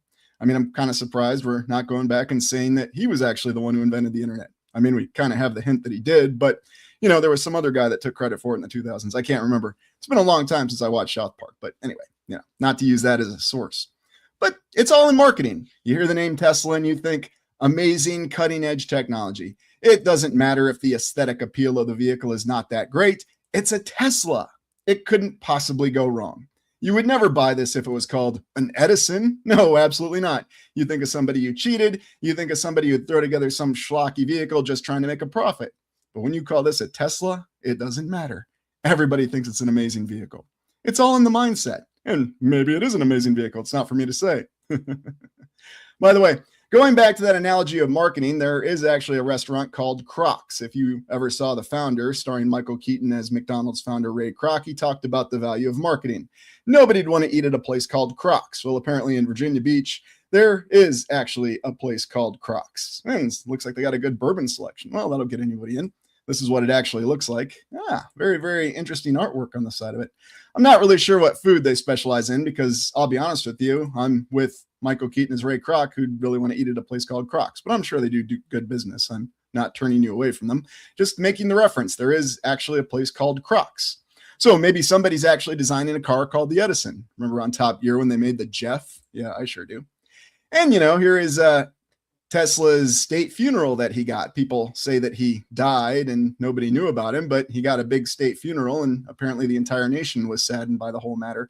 And he was buried with full honors. He was also living in a hotel when he passed away. So doesn't exactly give the impression of the penniless individual. Of course, the official history says he was being cared for by many benefactors, and I'm sure that's absolutely true. And he was still respected when he passed away. For some reason, everyone just kind of forgot about him or didn't really talk about him. I mean, even in the 80s, he wasn't mentioned that much. But then in the 90s, you had the band Tesla, you had the Tesla coils that got back to the mainstream through the pop culture references and Command and Conquer. And the next thing you knew, everybody affiliated Tesla with cutting edge technology that was workable and practical. Quite a story, isn't it? And that's what it all boils down to with this. You see, it's all about giving something that the people really want. And a starship concept, a rocket ship that just happens to look like the rocket ship from 1950s science fiction and other stories of that time frame, Amazing Stories, or any one of those other great magazines, and you make that connection. It's wonderful marketing, and it's practical technology. And yes, I know the individual said it may not always work, but it is entertaining if nothing else. And yes, that's a great way to look at it. Maybe that's how we're writing off all those difficulties with the design problems with autonomous cars. Now, I'm going somewhere with all this, so just stay with me. Reality Elevator looks like a B movie. Yes, and that's exactly what it was, 1950s B movies. So, yeah, there are a lot of Tesla towers, and they still endure and they still persist to this day. So moving on, this is the USS Monitor, the United States Navy's first ironclad ship. Now, an interesting thing about the USS Monitor is in the late 1850s and the early 1860s, credit should be given where credit's due, and we'll talk about it in a moment, but the Monitor was a cutting-edge revolutionary design. It featured 40 patented inventions on it, although I recall looking at the history, and even before the history was moved to digital files, or, let me just do the AI search, or what we used to call the Google search, or whatever we're calling it today, and you will find that there's only a list of about 12 of these patented inventions. And what are the inventions that are known? Well, it had the revolving turret. It was low in the water. It apparently had flushing toilets on it. Wow, a military naval ship with flushing toilets on it. What an invention. And a couple others, the speaking tube. But you'll never get a full comprehensive list of what all 40 inventions were. The new screw or the new steam engine, apparently that was patented as well. So really at the end of the day, this guy, John Ericsson, a Swedish inventor, was just the master and the jack of all trades. He was really the Tesla before Tesla. He could innovate new technology, 40 patented inventions, and put it all together on a ship that had never been done before. And guess what? It worked. It was successful in the Battle of Hampton Roads. It was built to counter the CSS Virginia, the Confederate ironclad, and John Ericsson built a ship and innovated a ship that had never existed before, with 40 patented inventions, although I can only find about 12 specific ones. I'm not suggesting that we don't know what the other 30 to 28 are, depending on what list you look at. It's just interesting to me. Look at the way he's crossing his arms. I mean, this is a guy who can get things done. He can invent things, he can make things up, and he can make it all work together. Now, of course, it should be noted that the Monitor did sink during difficult waters, but this is what happens when we field new technology. There's going to be problems. There's going to be challenges. Won the Battle of Hampton Roads, and then it sank in the water. I guess its design wasn't completely foolproof, but it did bring about a new generation of ships. And everybody forgot about that explosion of the cannon that Ericsson designed on the U.S. frigate Princeton earlier. And, they always say, and you can actually watch the 1990s film Ironclads, they talk about it. He may have designed that cannon, but he didn't actually build it. Gee, I thought anybody who designs something was automatically responsible for the successful conclusion of whatever they designed, like every single architect for every single building. You mean it matters that whoever builds it actually builds it by specification? Why do we never know the builders of anything? Who actually built the cannon? I don't know. Who actually built the buildings? I don't know either. I guess it's not important. And going back to that concept of ironclads, it was very revolutionary. Here was the very first one. It was the French that figured it out in the 1850s. Yes, a long time after the plated armor knight had come about in the 13 or the 1400s, depending on which version of history you look at. We'll just go with the later version. It took them 400 years to figure out that, hey, maybe you could put that armor stuff on naval ships and it'd be rather useful. Yeah, why did it take so long? Now, I know we've had our debates about the practicality of moving around in full plate armor, but what exactly was the holdup with 400 years before figuring it out that you could put this kind of armor on ships and it would be very effective? I don't know. And another question I have is, why in the heck did modern armies go away from it? Well, it just wasn't practical anymore. And once the Swiss figured out how to use special weapons to tear that armor apart, it just wasn't useful. I mean, it was only 30 to 40 pounds. How effective was it? I mean, I was in a European martial arts tournament. I know exactly what it is to wear armor, even though the European martial arts tournaments today are in air-conditioned buildings. But, there's a little bit of difference between marching out in heavy heat and sun with armor on. I think they captured it pretty well in Kingdom of Heaven, but who knows? No one's ever actually fought in a battle like this. We only have accounts. And even if you grew up and lived and fought in the Civil War, this is just as much fantasy to you then as it is to us now. It's just something I like to ponder on. And then, of course, the HMS Warrior. Don't want to forget mentioning the British. They came up with an ironclad, too.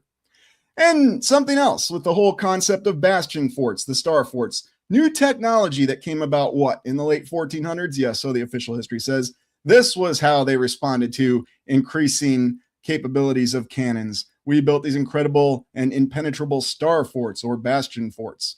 But then we just kind of sat around for 400 years before we figured out we could put armor on naval ships. But that's okay. Not everybody catches on that quick. I mean, people like John Erickson do, but not everybody's John Erickson. And of course, we have our little account of what happened with the plan of the Fort of Prince of Wales. And that's that star fort that's up in Hudson Bay, where, yes, they went to all the trouble of building it, they being the British. But then they neglected to defend it. They didn't actually have any military personnel. So when the French sent a raiding party of 3 ships, they managed to capture it because, you can build this really cool star fort, but you still actually have to have soldiers stationed at it in order for it to be effective. And the official history says that was not the situation. So what the heck did they build this thing for? I don't know, like wasting money. This is that one that's way up north that we've looked at a couple times. And then, of course, the whole style. Here we have Henry Hudson wearing his frills. And we got Captain Ferriera. This is from the original Shogun wearing frills. Hey, by the way, does anybody know what the purpose of these frills were? Why do we actually have sketched pictures of people wearing them? Well, that's okay. In the new Shogun, we did away with it. We had a more modern look because, that's what we do in all these remakes and reimagines. I kind of miss Captain Ferriera with the frills. Where am I going with all this? Well, what purpose did the frills serve? Was it style or did it keep sweat off your neck? I don't know. It's just one of those interesting things. And so, in conclusion, when we're looking at all this with how does one go about reaching strange lands, what are we really looking at? What's it really about? Oh, yeah, there you go. Catch crumbs. That's a good one. Somebody's looking a little further past that, aren't they? Yes, indeed. Frills to cover pox scars. I wonder. It's very, very interesting. And it's one of those things that I really wonder about and why we have that when we look at history and we're trying to figure out what actually happened, because it does really matter. And so, in conclusion, how does one reach strange lands? Do we go to different lands? Do we fly to them on airships? Do we go to different planets? That's always an important question. Now, as we go and look at each of these different strange lands, what we're going to be examining is, I want you to consider 3 questions. 1, could it exist? What's the practicality behind it? And then question 2, would you want to visit this land? And then question 3, it's very different. Would you want to live there? So without further ado, let's get into the first strange lands we have to consider. We're going to be looking at the Iron Republic. Now, first question I have for you, do you think the Iron Republic is real? Or is it just in the fictional mind of somebody? Now, for those of you who don't know, I'm sure you're asking, what is the Iron Republic? Give me one moment, and I'll get the image up here and show you what it's all about. I'm sure most people know about this concept. It's been around for a while. So from a novel or a series of pulp fiction novels that appeared in magazines in Florida from the very early 1900s, author Richard Jameson Morgan wrote The Iron Republic. Now, what's really, really interesting when you look at the historicity of this or the actual history behind it is that with the Iron Republic, does it really exist? What's it all about? It is a concept of a land that is beyond the ice wall. Now, when Richard Jameson Morgan wrote this, he said, it's a fictional story. It's not made to be taken literally. Of course, if you actually read it the way he wrote it, it is to be taken literally. And what is the Iron Republic? It's this incredible nation state that existed beyond the ice wall of Antarctica. So therefore, taking what some might consider a flat Earth approach to looking at the land. Now, that's just in the context of the work. And I'm sure that'll trigger a lot of people because it's very interesting looking at the programming behind it and how that works. But anyway, you can find this concept of the Iron Republic, that this nation state that existed through the ice wall was a bit of a utopia. Although it should be noted that the story is a little bit vague on how it reached this status and why things worked in balance. It's one of those interesting concept stories, but the hows and the whys aren't addressed so much, which is all right because it's really the idea. I always like some of the works on this. And of course, the Iron Republic has made its way around through alternative researchers and different explorers. How exactly do you reach the Iron Republic? Well, it depends on what the nature of the land really is. I mean, are we on a spinny ball going through space? Are we on a flat land? Are we on something else entirely? Is it 4-dimensional? Are there overlapping lands? We can all go back to those concepts. But one of the ideas is that if you look at some of the older models of the land, then the Iron Republic is based on those old models of the flat Earth concept. Yes, caveat, science has disproven this, and so on and so forth. And we talk about it many times. And of course, if I just talk about any idea, people will attack me. And I'm glad people are attacking me. It must mean that I'm thinking things I'm not supposed to be thinking, which is good. In the story, the context is that there is access somewhere through the ice that surrounds the land. And where does the Iron Republic exist? Well, somewhere on one of the continents beyond the ice wall. So says the novel. But remember, it's not to be taken seriously, even though the novel is written from a serious perspective. So you get the idea that the author is trying to perhaps publish something that he wasn't supposed to publish. I mean, we go back and forth on what the awareness and the understanding of people with scientific concepts in the 1890s, the early 1900s were, just like we go back and forth on whether people from Europe believed the land was flat or if it was round. They always believed that it was a round sphere. How? Who wrote anything from the peasant class in Middle Ages Europe? Who? Well, don't bother asking that question. It's a question you're not supposed to ask. So, reality elevator. There must be so much unknown land, even on the land we can go to. Our world is so large. And that's a good point. And I think, whatever the shape or the actual nature of it is, I think in a lot of ways we don't really grasp how large it is. Now, do we visualize all the lands that are available or don't we? That's a great consideration. So, well, of course, there's always a menacing tower involved, Griff. I mean, that's what you need the menacing tower for. Gets a lot of people's imagination going. Well, RB, I'm kind of surprised you haven't heard of this one. Yeah, it's widely available and it was written in Florida. It's kind of right up your purview, isn't it? Anyways, yeah, it was actually something I read many, many years ago, long before I'd gotten into this myself. But the whole concept of sailing ships being able to reach other lands. And you may recall in the exploration that we did with the True North of Canada, we talked about the questioning of the Arctic. We're going to get back to that, and that's the last land we're going to look at tonight. But there's something interesting to me about the Iron Republic and a connection with what it's affiliated with. Now, oddly enough, a lot of people forget that between World War I and World War II, the nation of Germany experienced a time of a republic. It was called the Weimar Republic. Now, because of the Treaty of Versailles and some of the limitations and the fact that Germany was held responsible for World War I, according to the Treaty of Versailles, that Germany had to pay reparations. And during that time, Germany, a nation which had never had a democracy, was suddenly bestowed with a democracy. That was a republic. Again, we're having fun with words, but the Weimar Republic, 1918 and 1933. Nobody in Germany liked the Weimar Republic or the concept of the Weimar Republic, or as the saying goes, it was a democracy run by people who didn't really want to be in a democracy. It's really, really odd. By the way, there was actually a group in Germany called the Iron Front, and they were social democrats or democratic socialists. They had many different names, but they had these three arrows all together, and they were against monarchy, they were against fascism, and they were against communism. And apparently they were quite active during this period of time. It's rather interesting, all these commonalities and overlaps that you have with all this. Now, what's even stranger about all this, I love this particular image right here, Allied experts in Berlin. So how is Germany going to go about paying these reparations? Its economy was destroyed in World War I, and it just couldn't innovate money. Well, bring in the United States and the economic geniuses from the United States, one individual named Dawes, sitting right here, and the individual named Young next to him. And, they're considered financiers, geniuses. Look at this guy over here. Interesting look on his face. And looks like we have the American version of Victor Newman here. Kind of ironic since the actor who portrays Victor Newman is actually originally from Germany, but whatever. Anyways, they came up with this incredible plan, and we've looked at it before, where they were going to provide loans to Germany, so then Germany could pay the reparations to the United Kingdom and France, and then United Kingdom and France could pay back the United States. This gets even more complicated when you factor in World War II. Now, this is one of the interesting loans, and a lot of people don't see this paperwork. German External Loan 1924. So money was just being floated from the United States to prop up Germany. Germany paid the reparations to Britain and France, and then Britain and France paid the money back to the United States. Genius. Loan money to get paid money back for money that you loaned earlier. I mean, how could that economic system ever fail?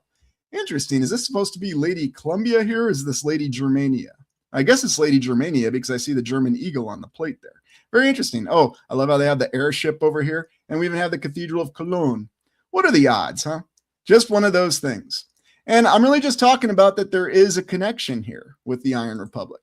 Thanks, Deadpool Kid. I don't believe the flat earth concept, but I think our world is, in a way, a layered multi-reality, like an onion, a transphysical-like concept.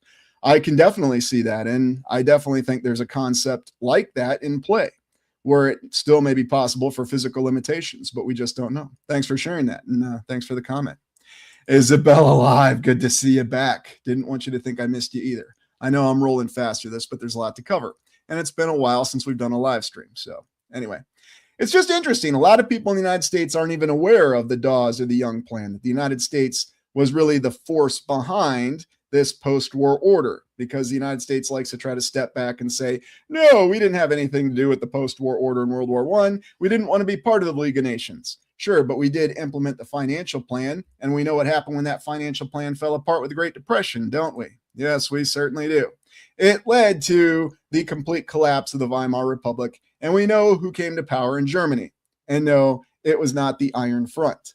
But it's really, really intriguing, though. And oddly enough, you'll see lots of images like this all across the land where you have soldiers here handing out food because everybody just couldn't get jobs and they couldn't get food. That strange Great Depression. And so it's interesting considering that you have the Weimar Republic in Germany, you have these connections of Germany exploring this area of Antarctica, and then you have this earlier story of the Iron Republic written by some guy in Florida in the very early 1900s. So just a lot of different interesting connections that we tend to overlook on all this. So anyway, I know I've covered a lot so far, and we're going to go on our 2-minute break a little early in this particular exploration because I want you to be able to reset your minds and really think about what we've talked about so far. Because really think about the application of technology, the difficulty in how we have to field technology, and how even with everything that we have today, we still can't even get it to work right now because it takes time. Yet the official history tells us that we were able to innovate and implement technology very, very quickly. So anyway, before we go on our 2-minute break, be sure you hit that like button. And we're going to go on and talk about something, a land you may have heard of, you may have not, a land called Barsoom. Someone may know what I'm talking about, and maybe they don't. So anyway, stick around and we'll see you in 2 minutes and we'll explore Barsoom. Be right back.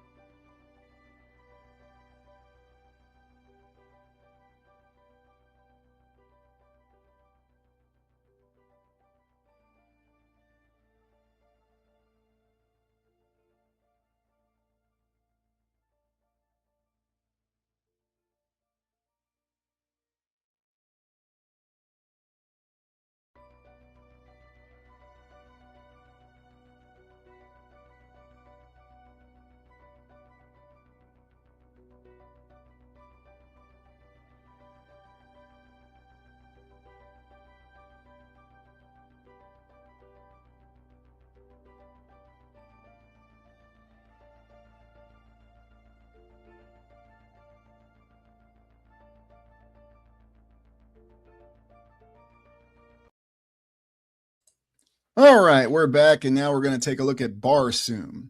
And let's see, what did I just miss right here? Deadpool Kid, 3 examples from public sources. John Keel, Super Spectrum, Rudolf Steiner's 8 Spheres of the Higher and Lower Dimensions, and Russian mystic Daniel Andrews' Rose of the World. Interesting. Yeah, some potential facts and some potential, how shall we say, discrepancies in all those works. Thanks for sharing.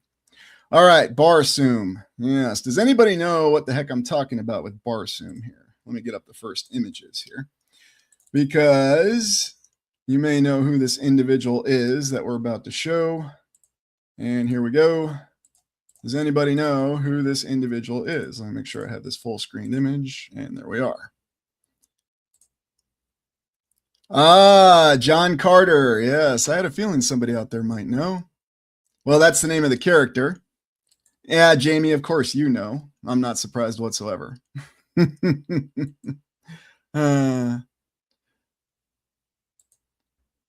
wrote John Carter? Listening to John Carter on Audible. Ah, yes. No, not Alan Watts. Ah, yeah, of course. Leave it to Jamie to know. Yes. Author Edgar Rice Burroughs. Edgar Rice Burroughs had quite an interesting upbringing as he was going about his life. And it's interesting to note that when he started, he went to this place, the Phillips Academy in Massachusetts. Nice old world building there. And they got some good ones in Massachusetts.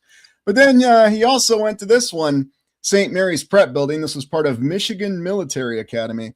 I thought it was interesting to note, and this is in the late 1800s when Edgar Rice Burroughs was being brought up. Very interesting career track this guy had, too. You know, going to these academies and then working odd and end jobs. And then just suddenly he made it big when he wrote his famous character. Does anybody know who the famous character that Edgar Rice Burroughs wrote, aside from John Carter?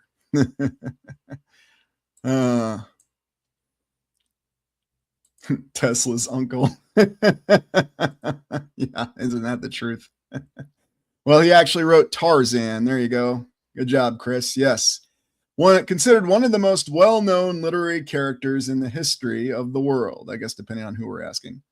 I show this because a lot of people aren't aware that there's actually military academies up north. A lot of people think all the military academies are in the South or the old South of the United States. But there were plenty of military academies in places like Michigan and even Wisconsin, this being St. John's Northwestern Academy. Nice little castle. This is in Delafield, Wisconsin, so it's on the outskirts of Milwaukee, all right, in between Madison and Milwaukee.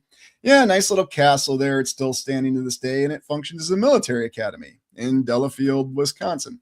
There's even this one. This is the old one. This is the Northwestern Academy of the Navy. I think that was the name of it. Davidson Hall off of Geneva Lake. So it's not enough that they had that incredible, or they still have that incredible observatory there. They also had this Naval Academy in this old world building. Makes you wonder what was going on there. And of course, it's a wedding venue to this day. So if you need any more confirmation it's an old world building, well, that's where you can go and get married. I mean, why wouldn't you? It's a fairy tale wedding. It's a castle, right? And you got a castle right there in Wisconsin. So who wouldn't get married? Anyway, back to Edgar Rice Burroughs in A Princess of Mars. Barsoom was actually the name that the locals called Mars.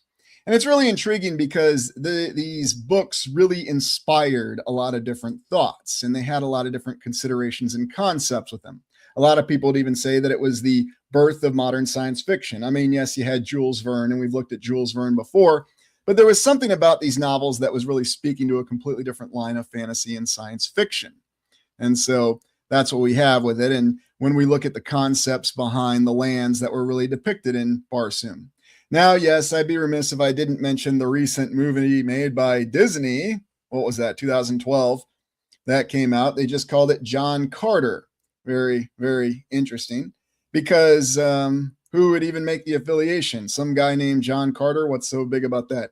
It's really, really odd. Now, you might be surprised to hear this from me because I actually enjoyed this movie. I enjoyed this movie. It wasn't a remake. I mean, yes, it was the first adaptation of a novel, but it wasn't too bad. But, you know, there was this little brief period of time where it seemed like they were going a different direction creatively, Disney with this and Tron, and then didn't really market it, didn't give it the right title, and so it all kind of fell to pieces. But that's okay. You know, things happen for a reason, right?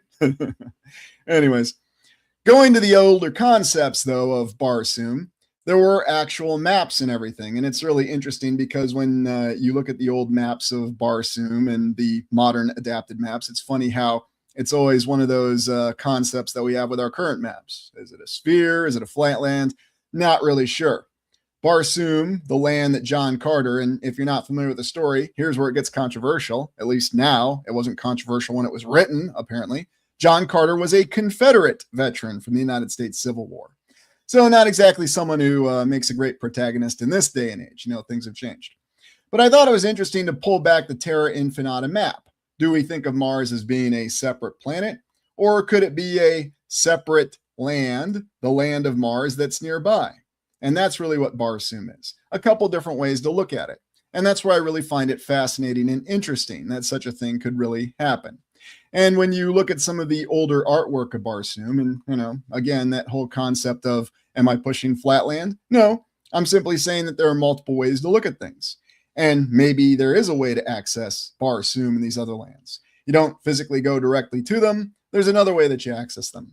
What exactly is a portal? That's something that we leave open because we don't know. And no, it's interesting to me that we haven't had any more, how shall we say, crewed missions to the moon since the early 1970s. And so what's really going on? Do we just not care? Is there just nothing there to go explore and, we're not explorers anymore? Maybe that's the concept. I'm not really sure. But when you look at some of the old artwork from the Barsoom saga, as it's called, or Mars, Barsoom is what the locals called it, you get this very interesting and intriguing fantasy land. There's always this crumbling, fantastic architecture in the background, this unique array of creatures. Oh, and yes, I'd be remiss if I didn't mention that Willem Dafoe actually voiced a character in John Carter. So, it was well cast. It even had the guy who played Caesar in it. How could you go wrong? But anyway. But you see this in a lot of the artwork, these interesting fantasy creatures, these incredible ruins, or maybe not ruins, but active buildings that oddly enough seem to look like structures that we see. And this is the original artwork that we're looking at, if we go off of what the whole fantasy concept really was. Now, I know what a lot of people are going to say. Oh, you're blending fantasy and reality again. Why are you doing that? That just really drives me nuts. Yeah, and you know what? I appreciate classic, nice art. I appreciate the human factor in it and the fact that it's not something that can be easily reproduced today. You can't really program that. So it's just one of those interesting things that we have, and somebody said it right there, synchronicity. It's a definite synchronicity. And it's also intriguing when you think about the background of these people who innovated these stories, whether it was Jules Verne or Edgar Rice Burroughs. And no, it seemed like John Carter, the film and the entire franchise, was set up to fall flat on its face. It's really strange. Maybe not. Maybe they were really trying and it just didn't work out. That's possible. I just don't think it's probable, but that's my opinion. Take it or leave it. But I love looking at the early artwork where you see this. And here's a better view of the map with the different regions. Very, very interesting that it does seem to parallel the same concept. Artolian Hills. It does seem to parallel the same concept that we have with our maps of our own land. So is it possible that this is a land, another land out there that we could access? Now, again, whether you want to think of it as another planet, a spinny ball somewhere through space, or a different kind of land that you access. Here's the older map that, by the way, just happens to work, laying it out flat. How interesting. And I know what you're going to say. Well, wait a minute. You're looking at different maps of Barsoom. How do you know which one's correct? Well, how do we know which map of our land that we're on is actually correct? Because it's been scientifically proven. Yes, I know. The International Space Station is up there and they can verify everything. And you should just watch that wonderful footage that they've been showing on many different channels and platforms for all these years. Sure, it's widely available and it looks really cool. And if you play it with some music, it's very relaxing. I'm not going to deny it. But does it necessarily prove anything beyond a shadow of a doubt? Maybe. I guess it depends on, do you trust your eyes? And remember that whole concept of when we talked about when you look into the distant horizon, how objects and things that you see can be visually distorted. This is some of the other original artwork from Barsoom. And I think it gives you this concept of all these incredible locations and something that just really did. We talk about it now. We talk about how we lack world building in our current franchises. That's why we're constantly just redoing existing, what we call intellectual properties now. But let's be honest, in the 20th century, we called these stories. We called this a universe. We're in the Star Trek universe. We're in the Star Wars universe. It's an intellectual property. Yeah. That's why we have so many ridiculous names for football bowl games in the United States now as well. You're going to be participating in the Urinal Cake Bowl today. And there's all this drama, just like there used to be all this drama behind the Professional Wrestling World Wrestling Federation in the 1980s, right? World Wrestling Entertainment now. By the way, did you know that World Wrestling Entertainment actually has its own tab under ESPN? So you can look up wrestling as though it's a legitimate sport now. I mean, I'm not saying it's not a legitimate sport. It's sports entertainment. So I guess the results of the matches are real too now. I don't know. I'm confused. Maybe you are too. But there's been all kinds of concepts with Barsoom, and there are other analogies that we have, such as the concept of advanced airships, advanced architecture, different societies, and fantastic creatures. Now, why is it you get away with writing this in science fiction? Well, because back in the day, it was just science fiction. It wasn't anything that was to be taken with reality, so to speak. Although if you go to any bookstore, I'll just call one out. I used to enjoy going to Barnes & Noble bookstores about 20 years ago. Why? Because the science fiction section usually took up a good 25 to 30%. But that's not the case anymore. Now you're lucky if you can find a single shelf of science fiction. And of course, it's all the regular science fiction works. Not that I have anything against all the young adult content, and I'm delighted young adults are reading, but that seems to be taking up most of the Barnes & Noble shelf. So I guess that's what they're selling. But yeah. Didn't we used to have terms like realms? Well, we did and we didn't. I guess it depends who you believe and who you're actually going to go off of with the historiosity and terminology use. I sometimes think that we're just changing terms to keep people confused, very intentionally. So, anyways, on with Barsoom and looking at the different older art with it. It gave you this idea, though, of these older civilizations. And there was a lot of, at the time, it was just seen as science fiction. But if you go and you read some of the civilizations that existed that are very well detailed and the fantastic creatures, you'll find that there's a lot of analogies for the things that we've been looking at and exploring. So I guess in the end, is Barsoom a real place? Would you want to go there? Would you want to live there? Well, you're not going to see a sequel, not from anybody on it. And you're probably never going to see a remake from it, but you can definitely go back and read the books. And that's what I'd recommend anyway. I mean, when I say the movie's not that bad, that's a high compliment for me. I guess I'm just a little selective is all I'm going to say. But you can find even more modern iterations of the artwork that give you an idea. Here we're looking at the Great Arena in Barsoom. And yet we do see a lot of parallels with the things that we've explored. Did this arena have a different purpose? How does it match stadiums? This is all something that we see, and yet science fiction authors apparently were inspired by this or by some other concept. So anyway. Well, yeah, you know how it goes, Gross Report. It's just one of those things. Ever since the start of November, something happened in the start of November. I'm not sure. Got mentioned somewhere, and then all of a sudden there was all this interesting attention. It's really, really odd. But anyway, here's a good comment. Don't make any good SF movies anymore. Yeah, I'm inclined to agree with that. It just feels like we're retreading a lot of stuff. But, it might be different tomorrow, right? Okay, so the moment you've all been waiting for. Beyond the Arctic. And we're going to take a little bit of time to really dive into this. So why are we talking about the Arctic? I thought we were going to talk about the Antarctic. Well, we got another time we're going to be talking about that one. But the Arctic is the one that really caught my attention recently. And there's a couple different reasons for that. It's because of the fact that we seem to go back and forth with where our attention is supposed to be directed. Okie dokie. Let's get this image up. Who remembers this particular exploration? And who remembers this map? Let me go full screen on this one. There you go. And where's my banner? Yeah, they change everything, don't they? Oh, I see what the problem is. 1 second. Okay. There we go. Beyond the Arctic. And why is it that we have these maps? Yep, Mercator. Yes, he certainly does. But would you be surprised to know that this map actually had a lot of serious academic conversation about it back in the 1980s and the 1990s? Although not for the reasons you might think, which I found very peculiar. And what am I really getting at with that? Old World Delaware, the North Pole is way more interesting than the South Pole. There's actually a couple reasons that I think it is.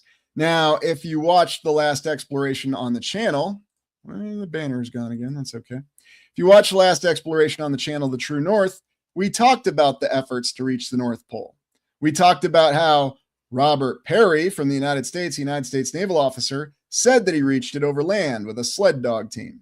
But then another guy, Wally, from the United Kingdom in the 1960s, just a few short months before Apollo 11, I'm not making this up, was actually the first guy who took a sled dog team across the North Pole and across the pole of inaccessibility. Yes, that's a real term. I'm not making this up. But you may recall that there was that Canadian Arctic expedition, the Arctic expedition nobody talks about. Everybody talks about the Franklin expedition that wasn't looking for anything in the Arctic. They were just trying to find the Northwest Passage. And then they got stuck in the ice, and you probably saw the TV show. By the way, that had Caesar in it as well. Syrianines? Yeah. He shows up a lot. He was even in Excalibur, believe it or not, the original Excalibur.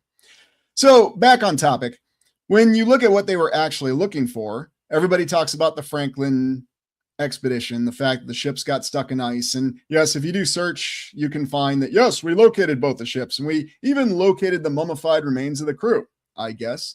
But nobody even talks about the Canadian expedition or the Canadian Arctic expedition that was run by a Canadian guy who was educated at the University of Iowa. You really can't make this stuff up. I mean, is this all just coming from my mind? I don't know. Maybe I need to be checked. But anyway, the whole goal of that expedition, though, controversially, was to find land north of the Canadian archipelago. And when you look at the Mercator map, and by the way, it's also shown on the Urbano Monte map, which was made in the same time frame, late 1580s, and this is from the mid 1590s. Who knows when this was originally drawn or when it was. They show these very definitive land masses up here in the Arctic. And what does science say is up there now? Nothing. It is an ocean. It is frozen ice. And that's why ships get trapped in the ice up there. And you might remember when we looked at that operation, we had Captain Bartlett, a guy who spent 50 years of his life sailing up there. You think he would know more about it than anything else. You would think that somebody else would have actually gotten up there. But there was all the controversy. No, Robert Perry didn't actually go up there. His competitor checked his observations and his reports and said he must have changed them. Oh, a U.S. naval officer that lied. How about that? Well, I'm sure Wally, when he went across the North Pole, wasn't lying about anything. Not at all. Nobody lies. And then you might recall our great polar explorer from the United States, another naval officer, Mr. Byrd, Commander Byrd, Admiral Byrd, when he flew his plane up there, when he was Commander Byrd at the time. He said he flew his plane over the North Pole, but then our good friend from Norway said, no, he didn't actually get up there. Roald Amundsen, I'm the one who got up there. And how did he do it? He did it in an airship, the Norge. So it's really strange. It's almost as though they're saying there was no way you could reach the North Pole unless you took an airship. And that's why in the late 1960s, somebody had to reach it on a sled dog team. Otherwise, people might have been asking questions they shouldn't have been. I mean, even with all that going on, I'm going to admit I'm still asking questions because it just doesn't make any sense. New West Reset, great to see you. You know, I had a little line that I didn't get to insert in the last video, and I was going to say there's a lot of great people in Canada. There's New West Reset, there's Old World Exploration, and there's Catherine Mary Stewart. Just remember, I was going to say that, but not everything gets in my final exploration. So just want to let you know, I haven't forgotten about you. Hope all's going well. Anyways, it's one of those things that always intrigued me, though, because of all this controversy about who got to the North Pole first. Well, of course, it was the Norwegian guy. The Norwegians are the experts in getting to the poles. Of course, what happened to Roald Amundsen? He disappeared, died looking for a lost expedition to the North Pole. So the official history says, who knows for sure. And why wasn't this Canadian guy's expedition more successful? He took a sled dog team all around and officially did locate new lands, but he never located this continent. That was apparently the statement of his expedition. Is there land up there? Isn't there land up there? I don't really know. I do think there's something going on, though, that is very intriguing because we have these official accounts that are contradicting. We have explorers that are questioning other explorers who actually got up there. By the way, the United States Congress did recognize Robert Perry's achievement, and they obviously recognized good old Richard E. Byrd. So what gives? Well, I know it's just the Americans being Americans. What actually is going on up there, though, in the Arctic? Is there anything worthwhile? I mean, normally what you'd think is it's a frozen tundra. There's nothing worth seeing up there anyway. It's just all ice and there's nothing interesting. However, for a place that's not interesting, it's suffice to say that Greenland all the way across northern Canada had a lot of interest, especially during the Cold War. Now, the official history says that that was the establishment of the DEW, or the Distant Early Warning Line. And this involved the United States and Canada working together, pouring a lot of resources to build all of these radar bases to warn about initially what was a bomber attack from the Soviet Union during the Cold War. Because remember, the United States did a great job of equipping the Soviet Union to fight World War II. But then, things changed after World War II, apparently. And so now the United States had to work with its Western allies to make sure that the Soviet Union didn't launch a surprise attack. And so therefore they poured all these resources to establishing these distant early warning bases. Very interesting. And who in their right mind would actually try to launch an air attack across the Arctic? Isn't it rather difficult to fly? There's also the coincidence that there is the space base. Yes, used to have a different name. We'll get to it in a moment, but this is the United States Space Force that's operating in Greenland. Very, very interesting, with some rather interesting visual anomalies. I know it's Northern Lights, and you can see Northern Lights in Minnesota. And what do you call it down south? I always forget. Jamie, anybody from Australia? What's the name you have for Northern Lights down there? Not Southern Lights. That would just be a little too cliche, wouldn't it? Well, and there you go. Yeah. Prohibited airspace, controlled airspace. You're absolutely right, Lori Lee. Absolutely right. And you may have heard what happened to that pilot who was trying to do the same thing down in the South Pole area. I mean, you can't just go rolling around down there. Now, you can accept whatever reasons. Aurora Borealis. Yes. Okay. Thule, Thule, all the different names for it. Yes, that's what that air base used to be called when it was a critical air base during the Cold War. But it's still up there, and it's now a Space Force base. What are the odds? RB, that pilot hasn't been heard from. Yeah, him and many others. This is very, very true. But looking at some other examples, what the heck is this? If you ever look at Greenland, there's some very interesting terrain features there. Now, I'm not suggesting there's anything overly unique about these terrain features. They're just very unique. There was also that less than sufficient film called Greenland that came out a couple years ago. Yeah, I wasn't quite as fond of that as I was about the John Carter movie, but yeah. So a very, very interesting terrain feature. I don't know, for some reason, it's reminded me of that very interesting terrain feature that's not too far from McMurdo, the U.S. Antarctica Research Station, which has absolutely no military personnel at it, except when it does. But anyway, yeah. Here's an aerial picture of what used to be Thule Air Base, Tully, however we're pronouncing it today. And there you can see that very interesting terrain feature over there. By the way, that reminds me, one of these live streams, we're going to have to do an in-depth exploration of those incredible tabletop mountains that are in South America. Those are very interesting. Very, very interesting. There's all kinds of unique terrain features up there in Greenland. And then, of course, there's also the very well-documented and well-known establishment of underground bases, and then some interesting studies that the United States Army did in that area. So a lot of attention, a lot of resources by the greatest, or at least we'll say the most financially well-equipped military in the land to be involved in a particular area. And make no mistake about it, the Soviet Union and Russia had equivalent operations with equivalent effort in their particular necks of the woods, especially when you look at where they detonated Tsar Bomba officially. Anyway, it makes it very, very intriguing. Hey, Kathy, good to see you. Yes, probably the prototype, if you will, or maybe even at least the first published prototype of that particular term, underground military bases. They don't really exist, except for when they do. Raven Rock, anybody? Anyways. But yes, you'll find all these images and all this effort and all these military personnel operating in these extreme areas, especially throughout the duration of the Cold War.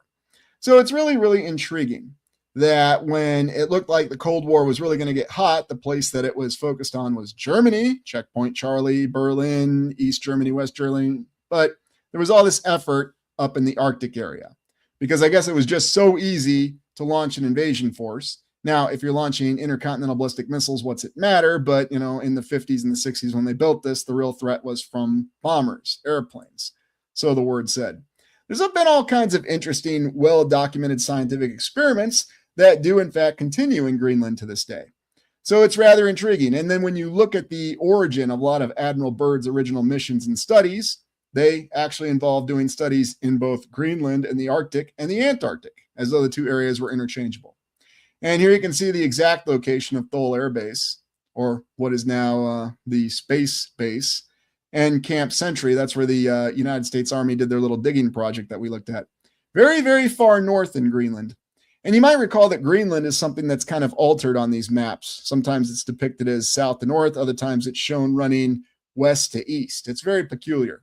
Oh, those cartographers just didn't know what they were doing. And if you look hard enough, you can actually find images that show there were some extensive developments down there. I don't know. Was that hokey film Greenland a little bit more real than we realized? Maybe, maybe not. But hey, thanks for that, New West Reset. I appreciate that. But it is very, very well documented that there was a lot of effort going in there. And so what was actually happening? Was there something going on up there that we were not supposed to be privy to? And I know the answer will be, well, of course there was. We had to do anything and everything to defend the United States and the Western nations from a surprise attack from the Soviet Union. Yes, yes, yes, yes. And that just happens to work out really well. And so here you have Old Thule Air Base, and over here, Station Nord. This is that research station. And here you're really talking about an area that's in questionable terrain. And when I say questionable terrain, coming right up in the Arctic area in what's just supposed to be an ice field. Yes, it's very intriguing. A lot of effort, and then, of course, a lot of attention that's still on this area. But, we'll talk about Antarctica. Which one's more interesting? Depends on the day that we're talking about. Here's an image from Station Nord. And then, of course, it gives you that inhospitable idea that you'll get if you're anywhere in Antarctica. It's covered with snow and ice. Who in their right mind would want to go there? What's remotely unique? Who wants to be cold? I mean, right now there's a cold spell in the northern United States. And, it's not exactly fun to go around outside. So you can understand it. But you have to wonder, there's other accounts. There's other reports. Why would anybody be putting in all this effort? Why did they put in all this effort for decades? Did they really need all this time to figure this out? There wasn't a better way that they could have managed the Soviet Union. Maybe the United States could have just said, hey, you can't destroy us because you still owe us money. And by the way, I'm talking about the Land Lease Project and all the materials that the United States provided the Soviet Union during World War II. And by the way, officially, that was all paid back very recently, in fact, as was all the land lease to the United Kingdom. So I guess at the end of the day, the Dawes plan was effective, was it not? You also have older accounts of all this interesting exploration of the Arctic with these different explorers using balloons and airships and other sorts of ideas. It's really odd because what's the actual distance of the terrain up there? And when you look at something like the Franklin expedition, you get the idea that there's a lot more terrain or a lot more land up there than any map that we have, whether it's a flat map or a globe map or whatever you want to call it, a globe, a sphere, whatever, gives you the impression is actually up there. It's really strange. Well, when the Franklin expedition got stuck in ice, they had to walk. They had to walk a long way. This particular image here details another expedition that was supposed to occur, not the Wally expedition, as I like to call it, the guy from the 1960s who took his dog team up there. But there was actually a crew back in last decade that was going to drive across the Arctic. But unfortunately, they were stopped from their mission because, you just can't go to the Arctic. There's a lot of considerations up there, and we have to be very, very careful. And they were going to do it in these incredible Land Cruiser vehicles. I think I got a picture of that up here. Yes, they were detained by local authorities and weren't able to continue with what they were doing. Again, does this sound remotely familiar? Well, yeah, actually, a lot of simulations are flat, since you bring that up, Squiggles. I mean, really, anything that you do on any computer screen is flat. And like I said, unless somebody has a 3D computer screen out there that I don't know about, we're all looking at flat screens right now, are we not? But it's a great question. So, yeah, a lot of simulations are flat, at least in terms of how we see them. Oh, there you go, Kathy. Posers. Yes, that's a good one. Oh, there you go. That's a good one, Old World Delaware. Guess all those old cartographers were sci-fi fans. Yeah, everybody was just looking to push the boundaries of the land. And, I think I'll show some land up there when there's really not. It's really, really intriguing. So, just so many different considerations. Oh, there's the old patch for Thule Air Base. Hey, look at that. They happen to show that terrain feature there. Well, you know what? If you got something, you may as well put it there, right? Now, here's something else that's really, really intriguing. And we talk about this. All these accounts that we have of the 17 and the 1800s of all these ships, naval ships, sailing ships that were looking for this Northwest Passage in this area that they know would freeze. And of course, the most famous example being the Franklin expedition, that the ships got stuck in the ice. So the official story goes, and they found them later. There was all this effort because the Northwest Passage was going to save a lot of time and money. Because I guess, they didn't have the Panama Canal. They had talked about a canal in Nicaragua, but the Panama Canal wasn't built until, the early 1900s. The French started it in the 1800s, but the United States finished it because they had Teddy Roosevelt. Remember, whenever you have a Roosevelt, you're going to have a policy success. Doesn't matter whether it's foreign policy, doesn't matter whether it's domestic policy. Roosevelt's only succeed in the United States. Don't forget that. Anyway, Teddy Roosevelt built the Panama Canal. But prior to that, how the heck are you going to sail through this area? Now, here's something else I wanted to talk about that always gets my gander about the Arctic Ocean. Around the Arctic Ocean, you have all of these independent seas here listed. Ah, yes, the Chukchi Sea. That's where Captain Cook went a little bonkers. Then he went to Hawaii and he got bonked on the head. And no, I'm not being facetious about that. That's exactly what happened. They say that Captain Cook started acting erratically for reasons unknown. They believe it was food poisoning or he just wasn't feeling good when he sailed through what is today the Bering Strait in the Chukchi Sea, and then went to Hawaii and met his untimely demise. Or maybe it was a timely demise if he was acting badly with interacting with the natives. Who knows? But you have all these different seas. Why do we have all these labeled seas here in what's just supposed to be the Arctic Ocean? It's really peculiar. You know, it's kind of like the same concept in the Atlantic why you have the Sargasso Sea. It's not really a sea, is it? I mean, it's just a component of an existing ocean. This is one of those little questions I had. It really doesn't make a lot of sense in what's just supposed to be a giant Arctic Ocean, does it? That freezes all the time. But yet we have all these designated seas. Now, what would make more sense? Well, would it make more sense if there was an entirely different concept of the land? If the Mercator map actually did exist, if there really were land masses up here? Well, if there were land masses up here, then would these seas make a little bit more sense? I'm not necessarily saying it proves anything, just that I find it very interesting. It's another one of those little details. Yeah, there you go, New West Reset. I thought there were 7 seas. I guess it depends who we're asking and, the time of day and time of the week. How many do we have labeled up here? Let's see. Greenland, Norwegian, Barents, Kara, 5, 6, 7, 8. Is Baffin Bay a sea? No, it's a bay, right? That's where things went south or north, so to speak, for the Franklin expedition officially. Yeah, there you go. Captain Cooked. Makes me really wonder on that one as well.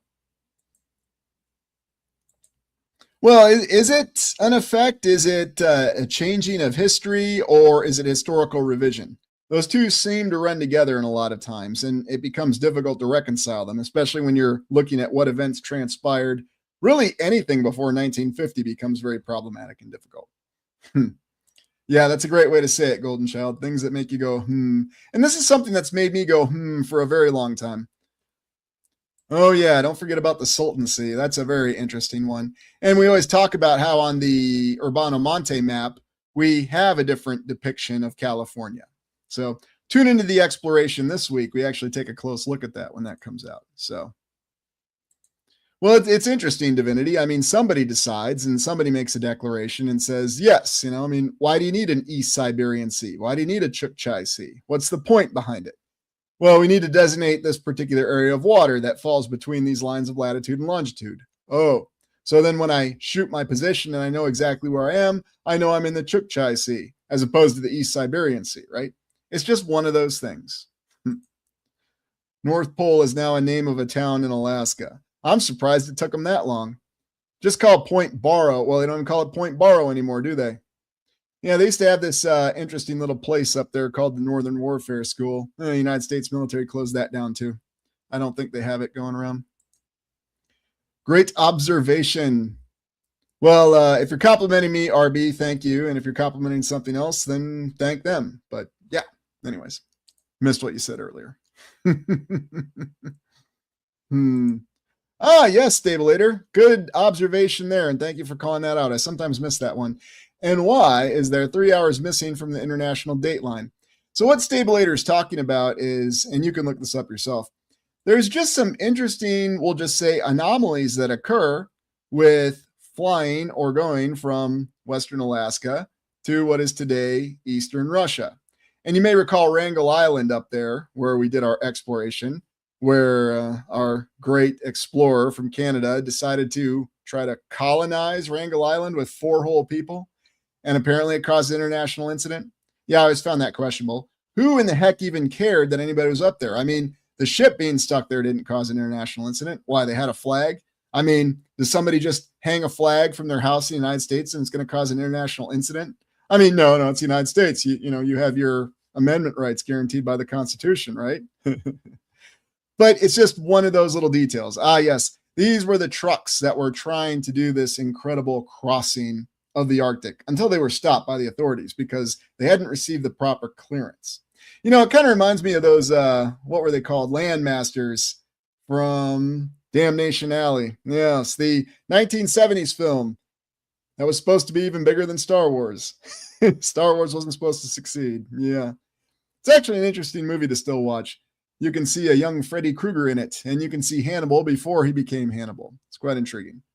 So what are your thoughts on what's actually going on? Let me go back to the Mercator map here. And I'm not going to flip back too fast. I'll just go rather slow. But looking at these different maps, these different concepts for the Arctic, all this effort and all this time that's been devoted to it, and the official explanation being it was all for defense purposes. It's for conflict purposes, of course.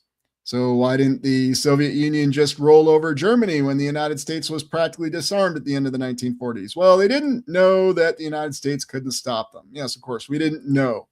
We had good intelligence, but nobody was paying attention when the United States was chucking military equipment into the ocean. Nobody was paying attention when the United States military was woefully unprepared for the Korean War and sent divisions from Japan that were at half strength and half equipping. And they didn't even have any heavy weapons that could stop the T-34 tank. You'd think somebody would have been paying attention and realized that, the United States does not have the capability to stop a land invasion. Maybe we should take advantage of it. Nah, we don't do surprise attacks, only in certain areas. It's really, really weird. Now, I'm not questioning the official history. I'm just saying it's interesting when people don't exactly know what happened or what transpired. And that's probably the real point behind all these explorations. Can we really reach strange lands? Do they really exist? If these lands do exist, that Mercator and Monte drew back in the 1500s, that they seem to know were there, and by the way, they're not the only two cartographers that drew out these lands, then what does it really say? Does it say that there are really lands out there? Because officially, the Canadian Arctic Expedition discovered many islands in the Canadian archipelago that had not been plotted before. And you may have heard in recent news releases that many islands are still being discovered north of Japan and elsewhere. I know they're islands, they're not continents, right? Right? But is it possible that there really could be a landmass up there? Is there something very, very strange going on in the area that we consider the Arctic? And that's why, much like the Antarctic, it is very tightly controlled. That it's not an area that you really want to go, and it's not an area you really want to think about. What was the real nature of this land? Does it exist at some kind of nexus point, if you will? Kathy, good comment here. We'll be able to reach these lands someday. And maybe that's just it.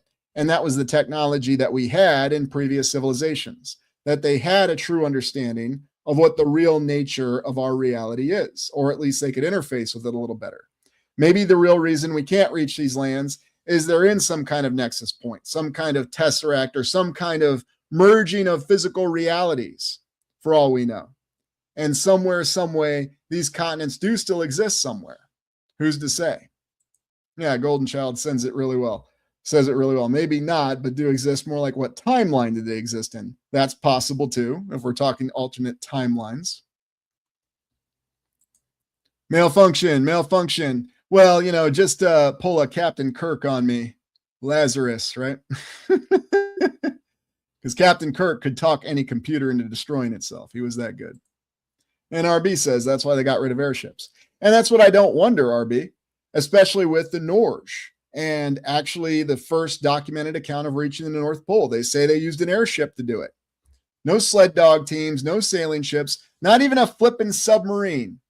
And for those of you who want to look into that account, that joint mission between the Graf Zeppelin and the submarine that they renamed the Nautilus, a repurposed World War I submarine, that was funded by William Randolph Hearst. No, I'm not making this up. In the late 1920s, early 1930s, planning, preparation, and execution, that all occurred during that time frame. Well, the Graf Z got up there, but of course the submarine, it just wasn't up to the task, and so they called it off. But yeah, it's very, very intriguing. So that's a good one, Texas. Since I lost my sense of sense, I don't smell anything fishy. No, and why should any of us? Why would we?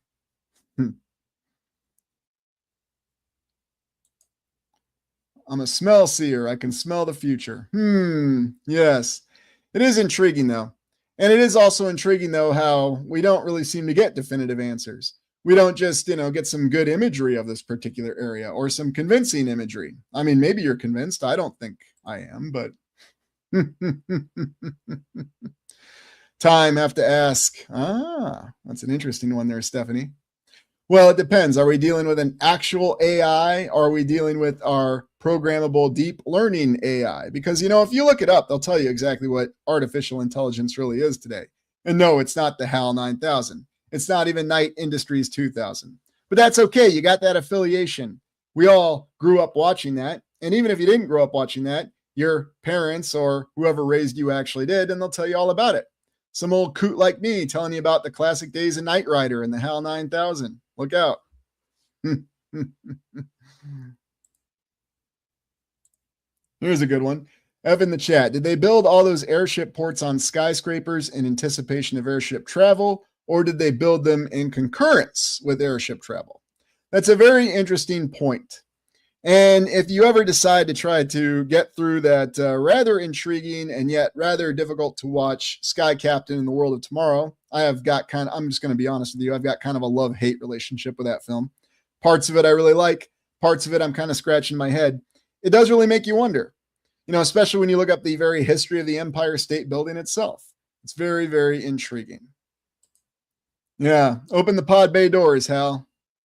Need to get back in right now. Darn, I forgot my space helmet.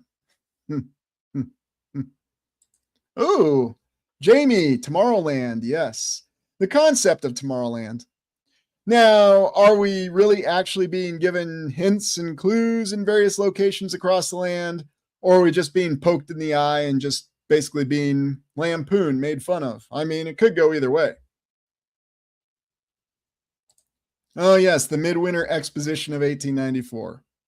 By the way, make sure you tune into the exploration coming out on Monday because I have a little bit of a different theory on the World's Fairs and Expositions. No, the exploration is not about that exclusively, but I do introduce that theory there. So by all means, tune in and let me know what you think. So probably the poke. Yeah.